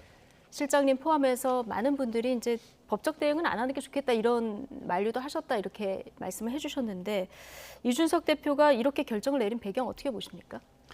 우선 이제 저도 이리저리 이제 소통을 하면서 사실은 그 용기 있는 마무리를 좀 하는 게 좋다. 특히 예. 정치인으로서 앞으로 이 지금의 위기를 어떻게 극복하고 보다 나은 정치인으로서의 미래를 기약할 수 있는가를 생각해 주기를 바랬는데요. 저는 이제 제가 설득을 했을 때 이준석 대표가 이 가처분 신청만큼 하겠다라고 강력하게 이야기를 했을 때 제가 이해하는 바로는 역사에 기록을 남기고 싶다는 말을 제가 들었습니다. 아, 기록을 남기고 싶다. 그러니까 지금 이 비대위로의 전환 과정이 이준석 대표가 생각할 때는 상당히 억지스럽고 예. 상당히 모순투성이고 절차상 상당히 큰 하자가 있기 때문에 그리고 그 당원들의 정당한 투표를 통해 선출된 당 대표가 그런 절차상 하자와 논리적으로 말이 안 되는 절차적 강압적 그 프로세스를 통해서 쫓겨나는 행위에 대해서는 자기는 도저히 용납할 수 없다라는 것이죠. 그리고 그러한 자신의 어떤 정치적 그 정당성 그리고 법적 문제에 대한 효력을 이번에 가처분 신청이라고 하는 것을 실제로 접수를 함으로써 예. 2022년 이 사태에 대해서 이준석은 끝까지 정당한 주장을 했다라고 하는 것을 아마 기록으로 남기고 싶은 생각이 있을 것 같아요. 저는 그거 충분히 이해가 됩니다. 예. 저는 그래서 오케이, 저는 기록을 남기기 위해서 그 접수하는 것까지는 저는 충분히 동의할 수 있다고 보고요. 그러나 이제 접수를 오늘 했습니다만 토요일로 지금 기자회견을 잡아놓은 상태이기 때문에 그리고 이제 어제 주호영 비대위 체제가 새로 등장을 했으니까 그리고 주호영 비대위원장도 빨리 만나서 이야기를 하고 싶다는 입장을 밝힌 상황이어서 저는 이준석 대표가 출구를 찾을 수 있는 그리고 이 보수 정당의 영선의 30대 대표가 되면서 상당히 많은 혁신과 변화를 가져왔었고 대통령 선거와 지방선거의 승리를 이끄는 데 상당히 기여를 했지 않습니까? 그런 자신의 정치적 공적을 고스란히 잘 성과를 이어가기 위해서라도 이 당이 너무나 진짜 진흙탕 싸움으로 수렁으로 빠져드는 것은 좀 막아야 된다는 생각을 좀 하고 있기 때문에 이준석 대표도 요 며칠 남은 기간 동안 많은 고민들 또 주위의 조언을 들으면서 토요일 날 기자회견에서는 제가 생각할 때는 제 기대를 섞어서 말씀드린다면 아주 현명한 그리고 보수정당의 이런 젊은 대표가 정말 깔끔한 마무리를 할 수 있는 억울하지만 그 희생을 자기가 감내하겠다고 하는, 그리고 당의 안정을 위해서 물러서겠다고 하는 저는 용단을 내릴 수도 있지 않을까 하는 기대를 가져봅니다. 중요한 말씀을 해주셔서 기록을 남기고 싶다 이렇게 얘기를 해서 오늘 가처분 신청을 접수를 한 상황이고요. 근데 지금 기대를 섞어서 말씀을 해주셨는데 그러면 13일 대국민 기자회견이 예정돼 있고 그 전에 이제 주호영 비대위원장이 어떻게든 이준석 대표를 만나서 설득을 해보겠다 이렇게 얘기를 했거든요. 그럼 뭔가의 카드를 제시하고 이준석 대표가 이 가처분 신청을 철회할 가능성도 있다고 보시는 건가요? 뭐 이게 서로 거래를 하는 것은 적절치 않습니다만 우리 서병수 전당대회 준비위원장, 서병수 전국위원장도 이야기했습니다만 명예로운 퇴진의 출구를 이야기했지 않습니까? 저는 근데 명예로운 퇴진을 넘어서서 이준석 대표에게는 지금 비대위에서 할 수 있는 것은 명예로운 복귀가 가능한 저런 해법이 있다고 생각해요. 그러니까 명예롭게 물러나라, 그냥 가라라고만 이야기할 게 아니라 명예롭게 돌아올 수 있는 길을 서로 합의할 수 있지 않을까. 예컨대 지금 당원권 6개월 정지로 되어 있습니다만 6개월 당원권 정지라는 것을 새로 등장한 비대위 체제에서 이제는 이준석 대표도 그리고 윤핵관도 이 갈등에 같은 공동의 책임이 있기 때문에 이것들을 다 말끔히 정리하는 과정에서 당원권 정지라고 하는 이 징계도 사실 직권으로 효력을 정지할 수 있다고 생각합니다. 하나 제가 개인적인 아닙니다. 그리고 또 하나는 지금 전당대 시기를 놓고 당내 이견이 있습니다만 제가 알기로는 주호영 비대위원장은 전당대회를 가능한 뒤로 미루는 걸로 생각을 하고 있고 그렇다면 내년 초로 예상되는 전당대회라고 한다면 지금 6개월 당원권 정지 효력이 정지된다고 한다면 당당하게 그러면 다음 전당대회 때 공식적으로는 출마할 자격이 있는 겁니다. 출마를 해서 그러면 당원과 국민들에게 정말 이번 사태에 대해서 이준석 대표가 잘했는지 잘못했는지에 대한 정치적 제기가 가능한 것에 대해서 국민들과 당원들께 물어볼 수 있는 거거든요. 저는 그 퇴로를 열어줘야 된다고 생각을 합니다. 그렇기 때문에 당원권 정지라는 이 징계를 효력을 어떻게 할 것인가에 대한 하나의 안이 있고 그다음에 전당대회 시기를 내년으로 미룰 경우에 이준석 대표의 출마의 길을 열어놓음으로써 아까 말씀드린 명예로운 퇴진을 넘어서서 명예로운 복귀의 가능성을 두고 주호영 위원장과 이준석 대표가 허심탄회하게 이야기를 한다면 저는 가능한 길도 열리지 않을까 생각합니다. 김근식 교수님이 좀 기대 섞인 이런 전망을 내주셨는데 김성희 소장님 좀 멀찍이서 보실 수 있으니까요. 명예로운 퇴진을 넘어서 이제 복귀 이런 가능성을 국민의힘 내에서 제시하고 이런 협상이 가능할 거라고 보십니까? 안 되겠죠. 안 될 거라고 보십니까? 그러니까 뭐 제가 이준석 대표를 빈대에 비유하는 것은 아니지만 어쨌거나 지금 가장 잘 어울리는 속담은 빈대 잡자고 초가삼간 태우는 건데요. 윤핵관들이 특히나 대통령의 내부 총질 문자 이후로 당사에 말 그대로 불을 지르고 있는 겁니다. 화염방사기를 들고 이준석 대표를 내쫓기 위해서는 어쩔 수 없다라는 마음으로 하는 거니까 여러분들이 이해해달라고 그러고 불을 막 지르고 있는 거예요. 근데 지금 이런 상태인데 이제 와서 이준석 대표와 화해하겠습니다라는 얘기가 나올까요? 저는 불가능하다라고 생각하고요. 주호영 비대위원장이 어느 정도 권한을 갖고 일을 하실 수 있을지 모르겠습니다만 국회 돌아간 일정을 딱 보면요. 지금 당장 정기국회 때 못하겠다는 말씀에 전 힌트가 있다고 생각하는데요. 가장 중요한 것, 즉 원내대표에게도 그렇고 국회에게도 그렇고 가장 여당에게 중요한 것은 11월 말에 있는 예산 통과입니다. 예산안까지 통과가 되면 사실은 12월은 법안 통과든 그렇게 큰 일이 없거든요. 그렇다라고 한다면 11월 말까지의 정기국회 특히 예산 통과를 맞춰놓고 그 직후에 그럼 권성동 의원도 원내대표 사퇴하기가 굉장히 편해지고요. 후보 등록을 12월에 받는 거죠. 그런 그림이 만들어지면 이준석 대표의 출마를 막으면서 비대위가 활동할 기간을 열어놓으면서 내년 초에 새로운 당대표를 뽑는 식으로 즉 이준석 대표를 배제한 윤핵관들이 바라는 방식의 당대표 선출에 주호영 의원이 원하고 있는 비대위원으로서의 일정 기간 동안 활동 특히나 지금 혁신을 그냥 뒀지 않습니까? 이 혁신의 결과물을 비대위가 가져가면서 정당 혁신의 일부를 이루고 12월에 전당대회를 준비하는 방식으로 이준석 대표를 배제하지 않겠나 이렇게 좀 예측해 보겠습니다. 알겠습니다. 이 주호영 의원의 오늘 그 전당대회 관련 발언 조금 이따 들어보고 하나만 더 여쭤보면 이준석 대표가 주장하는 거는 이제 비대위가 출범해서 내가 당 대표로 복귀하는 길을 막아버리면 이건 회복할 수 없는 피해가 발생한다 하나 하고 그리고 이 비대위 전환 과정에서 절차적 하자 이 두 가지를 다퉈보겠다 이런 입장인데 앞서 이제 이 철회할 가능성도 있다 이렇게 전망을 해주셨지만 만약에 계속 가처분 신청을 고집한다고 하면 그리고 그 이후에 법원에서 인용이 된다고 하면 국민의힘은 어떻게 되는 겁니까? 걷잡을 수 없는 상황으로 되는 것이죠. 그러니까 제가 이제 이준석 대표에게 이걸 사법적 판단의 영역으로 가져가는 것보다는 네. 정당이라고 하는 자율적 결사체 내부에서 벌어진 다툼이기 때문에 정치의 영역에서 좀 풀어야 된다는 말을 계속 하고 있는 거고요. 말씀하신 것처럼 정말 오늘 가처분 신청을 했고 토요일 기자회견에서 끝까지 그 입장을 관철시키기 위해서 고집을 한다고 한다면 재판부에서 만약에 신속하게 결정해 다음 주에도 예. 인용이 되거나 기각이 되거나 둘 중에 하나가 될 텐데 그럴 경우에 인용이 되더라도 인용이 된다고 한다면 지금 비대위 체제가 무력화되는 거거든요. 예. 그러면 당이 완전한 권력의 공백 상태가 됩니다. 왜냐하면 최고위가 이미 다 사퇴를 해버렸기 때문에 지금 사실은 그럼 다시 또 권성동 원내대표가 사실상 또 법적으로 따지자면 그렇게 될 수밖에 없죠.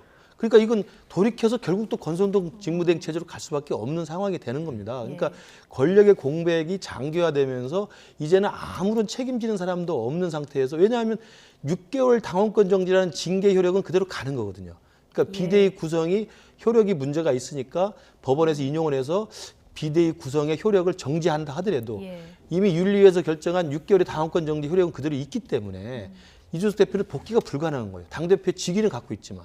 그렇다고 한다면 이 상황에서 이제 권력의 공백이 되면서 장기간의 이제 진흙탕 싸움으로 갈 수밖에 없는 게 되기 때문에 물론 사법부의 판단은 만에 하나 또 지켜봐야 되겠습니다만 그런 저는 정말 정당으로서는 특히 집권 여당 아닙니까? 집권 여당이 대통령이 임기를 시작해서 지금 3개월도 안 됐는데 지지율 20%대로 지금 하락하고 있는 추세에서 집권 여당이 어떻게든 윤석열 정부의 성공을 위해서 도움을 주고 서로 힘을 합치고 그 서로 국정 운영에 동력을 만들어 줘야 되는데 이렇게 끝없는 나락으로 떨어지면 어떡하겠습니까? 아마 그런 저는 흐름이 하나 있기 때문에 저는 판단을 하기를 바라고요. 만약 기각이 될 경우는 이준석 대표한테도 상당히 정치적 타격이 크죠. 기각이 되면 그 다음에는 회복할 수 없는 정치적 그 미아가 될 수도 있습니다. 그런 상황이기 때문에 저는 이준석 대표가 지금 고민을 많이 하고 있을 것으로 어느 쪽 결론이 내려지든 예, 이 상황을 모두 잘 알고 있는 이준석 대표이기 때문에 네네. 특히 또 당 대표이기도 하니까 이런 상황을 고려해서 그 가처분 신청을 취소할 수도 있다. 김군식 교수님이 이렇게 전망도 해주셨는데요. 어쨌든 이미 비대위로 전환이 된 국민의힘. 그런데 비대위 성격 또 존속 기간을 두고 당내 의견은 여전히 분분합니다. 주호영 비대위원장은 전당대회 준비를 위한 실무형 비대위에는 선을 그었죠. 이 발언 듣고 오시죠. 혹시 비대위원 구성 관련해서 좀 생각해 두신 외부 인사가 있는지. 이제 추천도 들어오고 있고 뭐 이래서 오늘 내일 그 일에 집중하려고 합니다. 또 비대위원 그다음에 우리 그 비서실 보좌역 뭐 이런 인선에 오늘 주력할 생각입니다. 이준석 대표와는 연락을 해보셨나요? 언제쯤 만날 건지. 다각도로 접촉 노력을 하고 있습니다. 당 일부에서는 실무적으로 짧게도 가능하다, 빠르게 안정화를 시켜야 된다라는 목소리도 있습니다. 그래서 어제 기자회견 그 얘기 주셨던 거에서 변함이 없으신지. 아니, 그러면 비대위를 할 건 뭐 있어요? 선거관리위원회를 구성해가 하면 되지. 네. 자, 그럴 거면 선거관리위원회를 구성하면 되지 이런 불편한 기색도 살짝 느껴지는 발언 듣고 오셨는데 자, 혁신형 관리 비대위 이거 어떤 형태로 좀 이해를 해야 될까요? 그러니까 혁신형이냐 관령이냐 가지고 이제 서로 의견이 있었습니다만 그걸 결합한 모양으로 혁신형 관리 비대위라고 이야기하는데 왜냐하면 비대위는 당원 당규상 비상 상황에 출범한 지도 체제이기 때문에 빨리 비상 상황이 종결되면 정상적인 전당대회를 거쳐서 정상적인 지도부를 선출하게 돼 있습니다. 그렇기 때문에 전당대회 준비를 하는 것은 기본적인 임무입니다.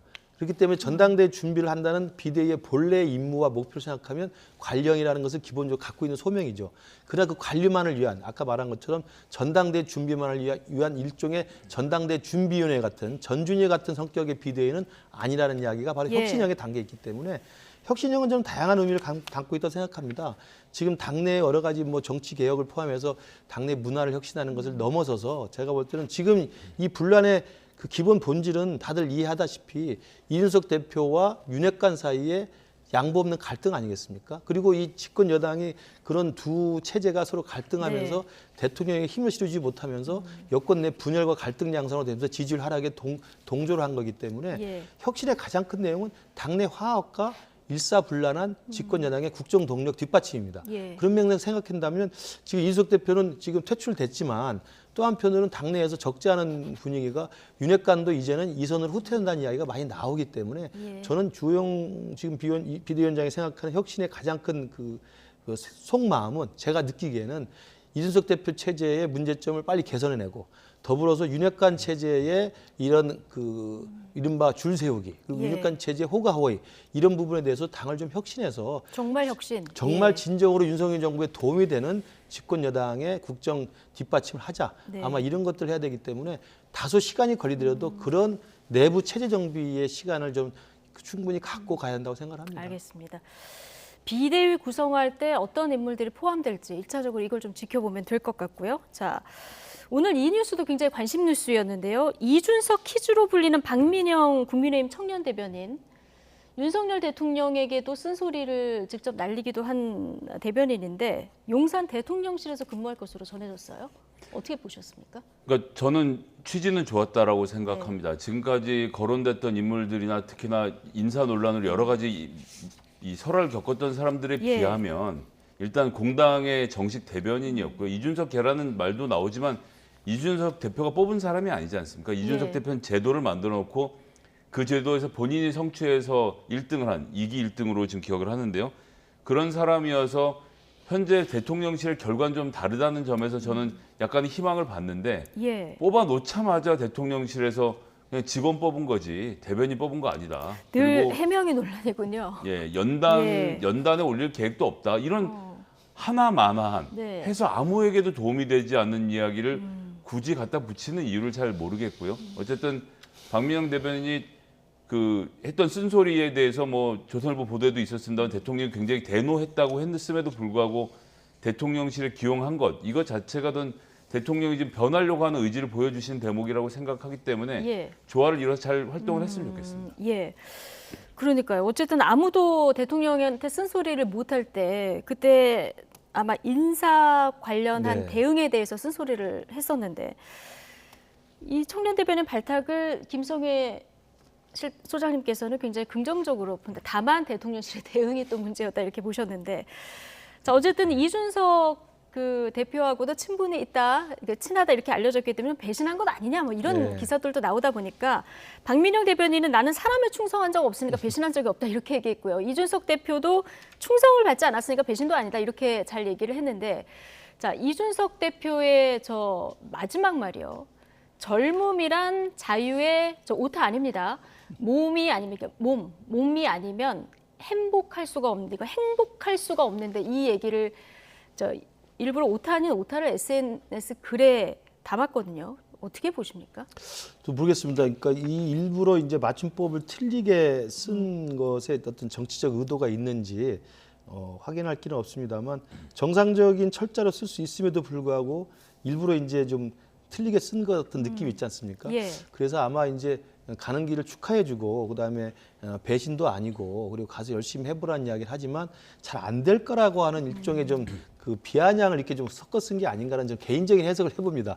이게 이제 이준석 대표다운 이제 예. 일종의 좀 비꼬기라고 할까요? 이렇게 저 개인적으로 해석하는데 뭐 모르겠습니다. 속마음은 모르겠습니다만 그렇지 않고서야 갑자기 저렇게 저 부분만 철자를 틀리게 쓸 리가 없지 않겠습니까? 자유의 몸이 아니다라고 하는 것들을 우회적으로 나타내려고 했던 것 같기도 하고 저는 그럼에도 불구하고 아까 김성희 소장이 말씀하신 것처럼 박민영 대변인을 이번에 휴가가 끝나고 대통령이 국민의 관점이라고 하는 국민의 눈높이라는 이야기를 굉장히 강조하는 상황에서 본인에게 쓴소리를 했던 사람의 대표적인 인사를 대통령실로 모셔갔다라고 하는 것은 저는 긍정적인 시그널로 생각을 하고요. 네. 대통령실의 대응 자체는 제가 볼 때 아직도 시스템이 제대로 돌아가지 않는지 굳이 뭐 연달에 세우지 않겠다는 이야기를 하는 정말 안 해도 될 얘기를. 이해가 할 수 없는 이야기들인데요.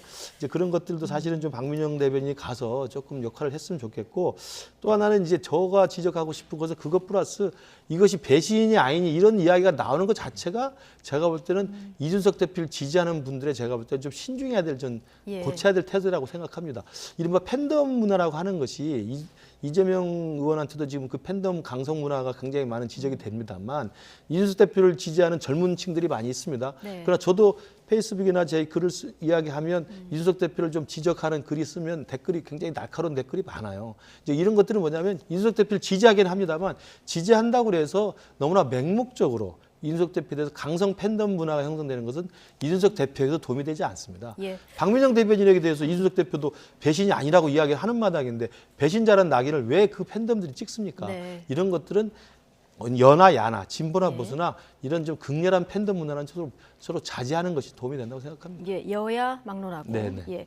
이 와중에 눈에 띄는 여론조사가 있어서 하나 소개해드리겠습니다. 비대위 이후에 구성될 차기 지도부가 누가 될 것인가, 당대표가 누가 될 것인가 굉장히 관심인데 차기 당대표 적합도에서요. 유승민 전 의원이 1위, 이준석 전 대표가 2위를 기록했는데 연령별로 보면은 유승민 의원이 40, 50대에서 강세고요. 이준석 대표는 30대, 20대에서 높은 지지율을 보이는 것으로 나타났습니다. 이 여론 추이 어떻게 해석해야 될까요? 요거 직전에 다른 네. 여론조사에서 그 소위 말하는 여권에서 대선 후보를 묻는 여론조사를 보면 오세훈, 그다음에 유승민, 이준석 이렇게 세 분이 11, 19 굉장히 가까운 퍼센티지 안에서 30%를 예. 점유하고 있었습니다. 그런데 이제 그 여론조사에서 특이했던 것은 국민의힘 지지자들을 범위를 좁히면요. 여전히 이준석 대표는 굉장히 숫자가 오세훈 시장하고 둘은 잘 나오는데 유승민 의원 같은 경우는 국민의힘으로 범위를 좁히면 상당히 지지율이 떨어집니다. 예. 그래서 지금 저 여론조사 결과도 사실은 뭐 이제 샘플 수가 적어지기 때문에 그렇게까지 의미를 부여할 것은 아니겠습니다만 네. 저 결과 자체는 이제 당원의 지지를 전폭적으로 받고 있는 것은 아닐 것으로 제가 예측한다는 측면에서 좀 한 번 더 볼 필요가 있을 것 같고요. 유승민, 이준석 조가 결합을 해서 뛰어들 경우에 이제 어떤 결과를 만들 것인가에 대해서 우리가 좀 생각해 볼 수는 있는데 유승민 의원께는 정말 죄송한 말씀입니다만 내가 이준석계다라고 이제 관계가 역전되는 상태에서는 저는 의미가 있을 거라고 보는데 여전히 내가 이준석을 구하겠다라는 태도로는 저 결과가 계속 이어지지는 않을 것 같습니다. 이 여론조사 흐름이 계속 이어질 것 네. 같지는 않다.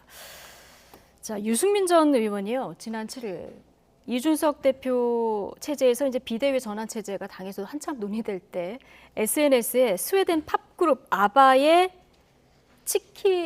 치키티타라는 노래를 공유를 했습니다. 노래 가사를 보면은 항상 당당했던 너인데 깃털 하나가 부러진 것만 같다. 예전처럼 다시 한번 도전해보는 거야. 새로운 노래를 불러줘. 우리 PD가 센스 있게 또 노래를 틀어줬는데 김부식 교수님 이 노래 아십니까? 예, 저희 때 뭐 네. 한참 유행했던 팝송 중에 하나인데요. 저는 유승민 의원이 이런 노래를 이제 SNS에 공유를 하면서 간접적으로 이제 고통을 당하고 있는 이준석 대표를 응원한 걸로 해석이 되는데요. 저는 뭐 유승민 의원으로부터 이준석 대표가 정치를 사실은 배웠고 예. 같이 또 그 바른정당과 바른미래당을 같이 했던 정치적인 경로가 있기 때문에 상당히 좀 친화적인 두 분이라고 생각을 하는데 저도 김성애 소장님 이야기하신 것처럼 이번에 오늘 나왔던 여론조사에 당대표 적합도 유승민 의원이 사실상 1등으로 갑자기 좀 눈에 띄게 올라온 것에 대해서는 예. 저는 다른 해석보다도 실제로 이게 실현될 가능성보다는 유승민 의원이 1등, 이준석 그 대표가 2등으로 나온 것은 저는 당대표 적합도가 실제로 실천되고 관철될 가능성보다는 지금의 비대위로 빠르게 전환하는 과정에 대한 일반 국민의 민심이 이게 이제 부적절하다. 예. 왜냐하면 유승민 23%, 이준석 16.5%면 사실은 거의 50% 가까운 사람들이 이 부분에 대해서 이 사람들 당대표 해야 되는 이야기는 이게 당원들 민심이 아니고 일반 국민 여론조사거든요. 그러니까 이 시기가 어떤 시기입니까? 지금 최근 한 1, 2주 동안 계속 비대위를 가니 많이 이준석을 퇴출하니 많이 가지고 논란이 벌어진 건데 저는 그렇게 해석을 하고 싶습니다. 국민들이 일반 눈높이에 봤을 때는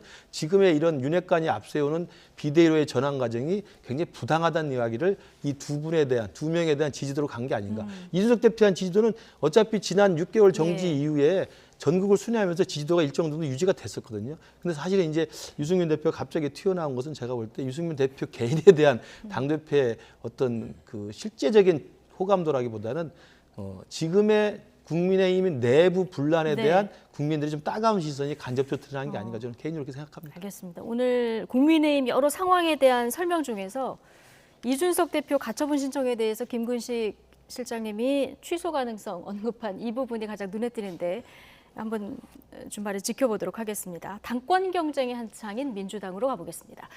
자, 이재명, 박용진, 강훈식 차기 당권 주자 세 사람 오늘은 충청적 토론에서 맞붙었는데요. 오늘 역시 이재명, 박용진 두 후보의 신경전이 뜨거웠습니다. 듣고 오시죠. 개인의 사법 리스크가 당 전체 사법 리스크로 이렇게 번져나가지 않도록 하기 위한 이 안전장치를 해제하는 것이 좀 위험스럽지 않느냐. 정치 탄압이면 오히려 적용하지 않도록 되어 있기 때문에 괜한 논란 지금 만들 필요 없는 것 아닌가요? 뇌물수수, 불법 정치자금 수수 등 부정부패를 저지른 경우 제가 돈 받은 일이 있다고 합니까? 아무 해당이 없잖아요. 단돈 1원도 받은 일이 없고 지금 겨우 하는 일이 혹시 절차상 뭐 잘못한 게 없나 이런 걸 조사하고 있는 중이에요. 다 아시지 않습니까? 자기가 무고하다는 걸 자료를 내라 이렇게 얘기하시던데 제가 문제가 있다는 자료를 박 후보가 내는 게 정상 아닌가요? 이재명 후보께서 지금 정치 탄압을 당하고 있고 국기문란한 상황이라고 설명을 하셨으니까 근거와 자료를 주시면 같이 싸우겠다 이런 말씀을 오히려 드리는 거예요. 마녀가 아닌 증거가 어디 있습니까 세상에? 마녀인 증거를 본인이 내셔야지요. 마녀라고는 그 수사기관이 하는지 모르겠습니다만 저는 그런 말씀 드린 적 없으니까 오해 없으셨으면 아닌 증거를 내라면서요. 좋겠고요. 그러니까 그런 거 조심해 주시면 좋겠습니다. 야, 두 사람 신경전 오늘도 좀 보고 오셨듯이 대단한데 이재명 의원의 사법 리스크가 계속 좀 부각이 되고 있는 상황이고요. 거기에 또 맞물려서 지금 기소가 되면은 제명이 되는 이 당원 당규 80조 이 조항을 삭제하자. 이 지금 논란이 민주당 내에서 이게 추진이 되다 보니까 여기에 대해서 여러 가지 좀 공방이 있는 것 같습니다. 이 두 사람 논리 중에 누구 말씀이 더 설득력 있습니까? 일단 조항을 좀 봐야 되는데 네. 이 조항이 만들어진 것은 문재인 당대표 시절은 2015년에 김상곤 그 당시 이제 교육감이 혁신위원장을 맡아서 그때 뭐 조국 교수도 들어와 있었고 이 혁신위원회에서 정당 혁신을 어떻게 할지에 대해서 논의하면서 당직자가 뇌물을 받거나 부정부패에 연루됐을 경우에는 직무를 정지시켜야 된다. 기본 조항은 이렇습니다. 사무총장이 직무를 정지시키게 되어 있고요. 그러면 이재명 의원이 이게 여당일 때 만들었다 했는데 여당일 때 만든 건 아니고 야당일 때 여당일 때 만든 한번 고치긴 했는데 네. 원래 만든 시작은 야당일 때가 야당일 때, 맞습니다. 예. 했던 것이고 그래서 이제 당직자에 대한 당직 정지를 이야기하고 있는 것인데 그 1항은 그렇고 3항에 보면 윤리위원회가 정치적 탄압일 경우에는 당직 정지를 해제할 수 있는 안전장치도 만들어 두었습니다. 그리고 지금 이재명 후보도 잘 말씀하셨지만 이재명 의원이 지금 무슨 부정부패나 뇌물 뭐 이런 데 연루되어서 무슨 돈을 받았거나 이런 혐의로 하고 있는 것이 아니기 때문에 저 조항 자체에 해당될 가능성이 별로 없다고 일단 보고 있고요. 그래서 저 조항을 지금 고치는 작업이 지금 딱 이 시기에 꼭 필요한 일이냐는 것에 대해서 저는 좀 부정적으로 보고 있습니다. 예. 저도 저게 이제 이재명 의원이 직접 원해서 무슨 이걸 고치자고 본인이 이야기한 것도 아니고 이 새로 이제 이번에 나온 그 당 내에 당 청원 제도가 만들어져서 그 청원 게시판에 이러저러한 당원들이 이제 올려가지고 이게 5만 명이 넘었기 때문에 이제 당 지도부가 이게 대해서 이제 입장을 내야 되는 상황이 이제 됐기 때문에 논란이 시작된 거거든요.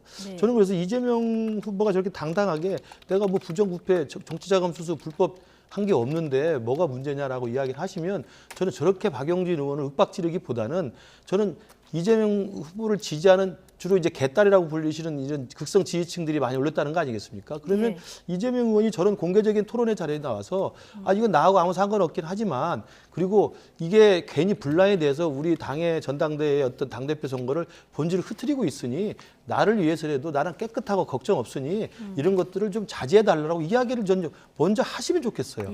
그리고 나서 아 이건 사실 이런 내용이니까 문제가 있을 수 있다는 이야기를 피워가면 아 그렇게 이해가 될 수 있을 것 같은데 아니 이게 문제가 됩니까? 그럴 수 있는 거 아니겠습니까? 라고 두둔한 듯한 모습을 하기 때문에 저는 박용진 의원하고 설전을 벌이는 것 같고요.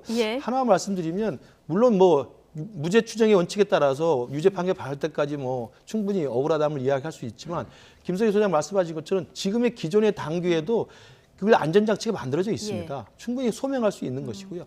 또 하나는 저도 교수입니다만 이 공무원이나 일반 그런 그 교수나 모든 저는 기업도 마찬가지라고 생각하는데 기소가 되면 대부분 직무정지를 받습니다. 교수도 수업을 못하게 돼 있어요. 그리고 공무원들도 기소가 되는 순간부터 사실은 직무 배제가 돼 있습니다. 그게 통상입니다. 그렇기 때문에 저는 그런 통상적 수준에서 아마 민주당의 그런 혁신의 추진에서 저는 그런 안을 그런 내용을 넣었다고 생각하기 때문에 이걸 굳이 지금에 와서 이재명 후보의 사법 리스크 운운하는 상황에서 괜히 이걸 긁어부스를 만들었던 것들은 이해하기가 좀 어렵습니다. 하나만 좀 더 팩트 체크를 간단하게. 네, 일단 그 당원 80조는 기소 시에 제명이 아니고요, 당직 정지. 말씀하시죠? 그 이제 당원 청원에 의해서 생겼던 것은 아니고 그 전에 전당대회 준비위원회에서 해당 조항에 대한 수정을 이미 논의한 바가 있습니다. 논의하는 과정에서 당원 청원이 올라와서 다음번 전준위 회의가 8월 중순에 있을 예정인데 예. 이것을 고칠 건지에 대한 여부를 정할 것이고요. 고치게 된다면 아마 기소를 1심 유죄로 한 등급 올려서 할 가능성이 좀 점쳐지고 있습니다. 아, 그렇군요. 자, 이런 가운데 김혜경 씨 경찰 출석 통보를 받았다 이런 소식이 전해졌는데 이게 이재명 의원 측에서 이례적으로 먼저 공개를 했어요. 왜냐하면 지금 8월 중순까지 경찰 수사가 마무리된다는 이야기 계속 나오고 있었고, 그리고 이 부분이 이제 자꾸 이제 전당대회를 이제 굉장히 개입하기 위한 정치적 공격이라고 이야기를 하는데, 제가 누차 말씀드린 것처럼 이게 네. 선거법상, 공직선거법상 허위사실 공표죄로 이 배모 씨가 사실은 예. 고발된 것이기 때문에 그 3월 9일 대통령 선거 이후에 이제 9월 8일까지 이 부분이 기소 여부를 결정해 줘야 되는 겁니다. 예. 그렇기 때문에 8월 중순, 8월 말까지는 정리를 해야 되는 시간 일정표가 있어서 서둘러서, 사실은 더 서둘러서 했어야 되는 수사입니다. 지금 네. 늦춰진 거죠. 그렇기 때문에 이제 막바지에 있는 김혜경 씨의 이제 소환 조사를 앞두고 있는 것이어서 저는 이재명 후보 측에서도 이 부분에 대해서는 넘어설 수밖에 없는 것이고, 저는 공개적으로 투명하게 수사에 협조함으로써 네. 결백을 증명해낼 수 있어야만 지금의 전당대회에서 저는 어대명이나 학대명으로서 길을 갈 수 있지, 이 부분에서는 뒤로 빼지거나 또 아니면 뒤로 예. 숨거나 이 부분을 은연중에 숨긴다고 해서 될 일이 아니다고 생각하기 때문에 뭐 당당하게 저는 투명하게 공개해서 당당하게 그 조사에 임할 거라고 생각을 합니다. 예. 김성희 수사님께 진짜 마지막 질문 드리겠습니다. 지금 투표 거듭할수록 어대명 분위기는 좀 굳혀지는 거고요. 지금 여론조사 결과에서도 이재명 후보가 거의 뭐 매번 1위를 기록하는데, 하나 좀 특이한 게 지역별로 살펴볼 때 서울하고 PK 지역에서는 박용진 의원하고 좀 근소한 차를 보인다, 오차 범위의 접전이다, 이런 여론조사 결과가 하나 있어서 눈에 띄더라고요. 이거 어떻게 해석을 해야 될까요? 뭐 이제 너무 한쪽으로 몰리기 때문에 다음 지역의 같은 경우는 약간 좀 힘의 균형을 만들어줘야 되겠다는 여론이 있는 건데, 네. 당원들만 모아놓고 여론조사를 해보면 여전히 이재명 의원이 좀 대표적인 강세로 보이고 있고, 예. 상대 후보들이 마땅한 대안을 제시하지 못하는 것이 좀 난항을 겪고 있는 것으로 이렇게 보고 그렇군요. 있습니다. 사법 리스크가 앞으로 더 커지면 이 어대명 흐름에 영향이 있을까? 이것도 관심인데 크게 없다, 이렇게 보시는 것 같은. 예, 민주당 당원들 느낌이 입장에서는 지금 사법 리스크가 더 커진다고 해서 새로운 사실이 발견돼서 이재명 의원이 실제 무슨 범죄를 저질렀다는 게 나오지 않는 이상은 예. 정치적 공세로 바라보겠죠. 알겠습니다. 사법 리스크가 커지면 더 어대명이 될 가능성도 있습니다. 아, 그렇습니까? 오히려? 알겠습니다. 오늘 두 분 정치 해석 여기까지 듣겠습니다. 나이트 포커스 김근식 전 국민의힘 선대위 정세 분석 실장, 그리고 김성회 전 더불어민주당 선대위 대변인 두 분과 함께했습니다. 고맙습니다. 감사합니다.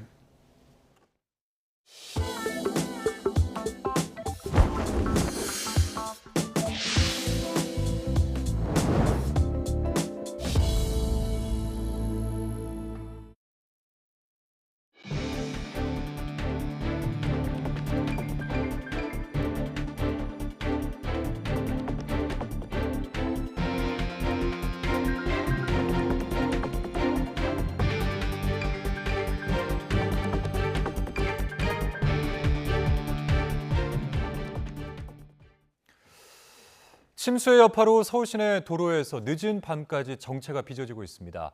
이 시설물 보수 작업 등으로 혼잡이 이어지고 있다고 하는데요. 현장에 나가 있는 취재기자 통해서 알아보도록 하겠습니다. 이경국 기자. 네, 서울 반포동 잠수교 부근에 나와 있습니다. 네, 현재 수도권 도로 상황 어떤지 전해주시죠. 네, 현재 서울에는 굵은 빗방울이 떨어지고 있는 상황입니다. 제가 있는 이곳 현장 상황을 좀 설명을 드리면요. 잠수교는 여전히 물에 완전히 잠겨서 통행이 불가능한 상황입니다. 수위도 현재 전면 통제 기준인 6.5m를 훌쩍 넘는 8m 정도를 기록을 하고 있습니다. 오늘 수도권 지역 비가 소강 상태를 보였었는데 지금 내리고 있는 비가 이 밤 사이에도 이어질 것으로 예보가 돼 있어서 내일 출근길도 걱정이 되는 상황입니다. 퇴근 시간대가 지나긴 했고 또 그리고 늦은 밤이 되었지만 여전히 도로 곳곳에서는 정체가 이어지고 있습니다. 밤 9시 50분쯤 올림픽대로 가양대교에서 동작대교 구간 양방향 차량 통행이 재개되면서 조금은 숨통이 트였는데요. 하지만 여전히 강변북로 일산 방향 마포대교 그리고 서강대교 부근에서는 정체가 이어지고 있습니다. 시내 도로도 여전히 통행이 막힌 곳들이 많습니다. 노들로는 여의 상류에서 한강대교, 또 양화대교에서 여의 하류 구간 여전히 통제고요. 양재천로는 양재천교에서 영동 1교까지 양방향 운행이 금지가 돼 있습니다. 신잠원 나들목과 고덕 나들목, 망원 나들목 등 시내도로 19곳이 여전히 통제가 되고 있습니다. 여기에 도로 곳곳에서 시설물 보수 작업까지 이어지고 있는 상황이라 도심 차량 통행 속도는 여전히 시속 20km대를 기록하고 있는 상태입니다. 지금까지 서울 반포동 잠수교 부근에서 전해드렸습니다.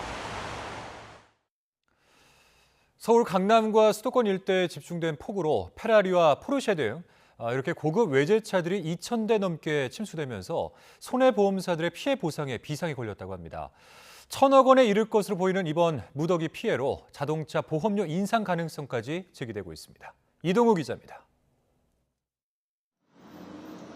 지난 8일 저녁 집중된 폭우로 침수된 자동차들이 서울 강남 일대 대로에 버려져 있습니다. 아우디와 BMW, 벤츠, 테슬라 등 외제차들이 많이 보입니다. 지금까지 외제차 2,500대를 포함한 7천여 대가 침수된 것으로 파악됐습니다. 이 가운데는 5억 원이 넘는 페라리와 2억 3천만 원짜리 벤츠 S클래스 등 최고급 외제차도 포함된 것으로 알려졌습니다. 이번 침수 피해에 고가의 외제차가 대거 포함됐고 피해 신고가 계속되고 있는 점을 감안하면 피해 규모는 더 커질 전망입니다. 이틀간 추정 손해액은 977억 원에 달합니다.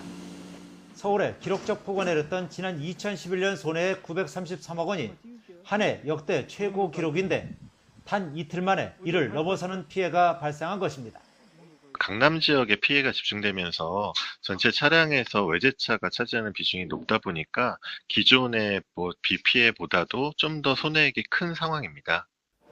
차량 침수 피해는 자동차 보험 손해율에 직접적인 영향을 주는 사안이어서 이번 폭우 피해로 자동차 보험 손해율이 1%에서 2%포인트 오를 것으로 보입니다. 보험사들의 자동차 보험 손해율은 지난 2년간 코로나19에 따른 거리두기 영향으로 78%에서 80%의 안정적인 수준을 유지해 왔는데 이번 폭우 피해로 손해율 상승이 불가피하다는 것입니다. 이에 따라 자동차 보험료의 인상 가능성마저 제기되고 있습니다. YTN 이동호입니다.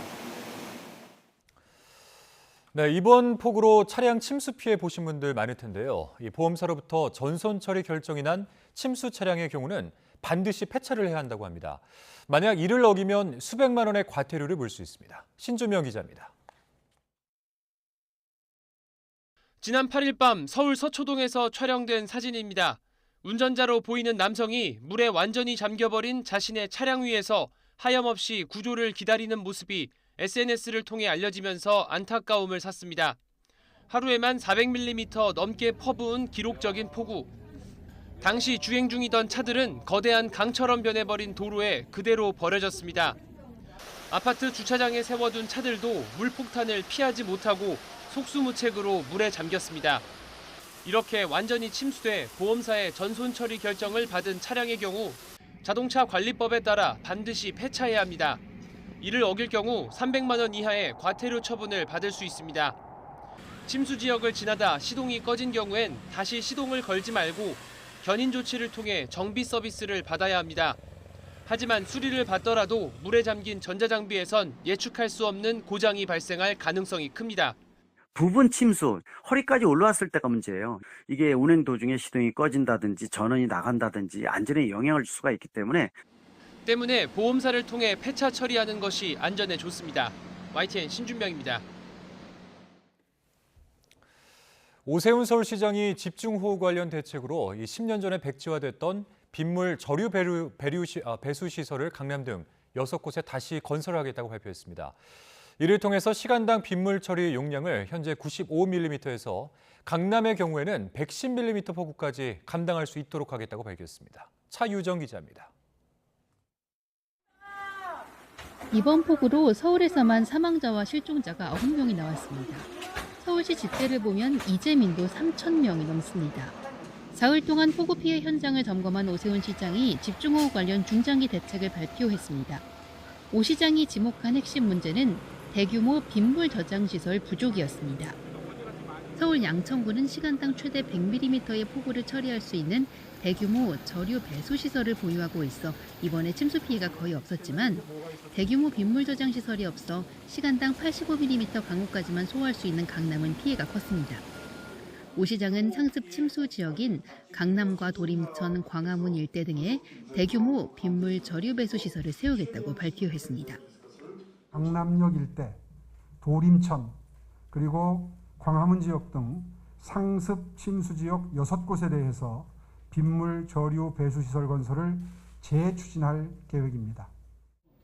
빗물 저류 배수 시설은 오 시장이 과거 재임 시절인 2011년 7곳에 추진을 계획했다가 박원순 전 시장 취임 이후 대폭 축소된 바 있습니다. 시는 이 시설을 재추진해 서울의 시간당 강우 처리 용량을 현재 30년 빈도 강우에 해당하는 95mm에서 100mm로 상습 침수 지역인 강남은 110mm까지 끌어올릴 계획입니다. 소요되는 비용은 향후 10년 동안 1조 5천억 원에 달합니다. 시는 재원은 기본 예산 외에 지방채 발행과 국비 지원을 통해 조달할 방침입니다. YTN 차유정입니다. 수도권에 내린 기록적인 폭우에 따른 수해 복구를 위해서 육군 장병들도 지원에 나섰습니다. 수도방위 사령부 등 장병 1,330여 명이 투입됐는데 수도권 지역 군부대가 이렇게 대규모 수해 복구 지원에 나선 건 우면산 산사태 이후에 11년 만입니다. 한현희 기자입니다. 군 장병들이 힘을 모아 침수된 가구를 옮깁니다. 기록적인 폭우로 생긴 수도권 지역 피해 복구 지원 활동에 나선 겁니다. 물에 밀린 가구로 출입구까지 막혀 막막하기만 했던 복구 작업. 저쪽 방에는 아예 문 열지 못해요. 지금 사람 들어가지 못해요. 가구가 싹 막아가지고. 지금 못 빼지요. 제가 못해요 지금. 군 장병들은 직접 창문을 뜯어내고 쉴 새 없이 집기류를 정리하며 복구에 힘을 보탰습니다.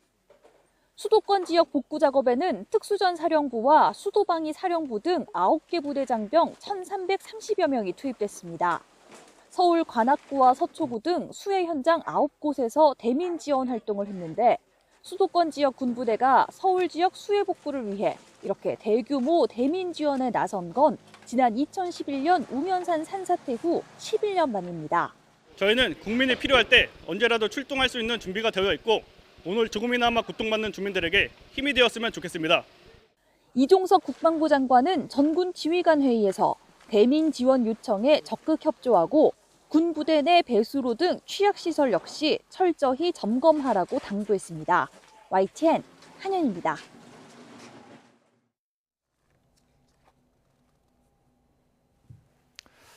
자, 퍼붓는다, 하늘에 구멍이 뚫렸다, 이런 표현이 어울렸던 며칠간의 중부 지역의 폭우의 모습입니다. 자, 많은 분들이 침수로 피해를 보셨고 또 불편을 겪기도 하셨지만 인터넷에 달궜던 뜨거운 사진 몇 장만으로 마음만은 따뜻할 수 있었습니다. 화제가 됐던 침수 현장에 나타난 영웅들을 오늘 소개해드리겠습니다.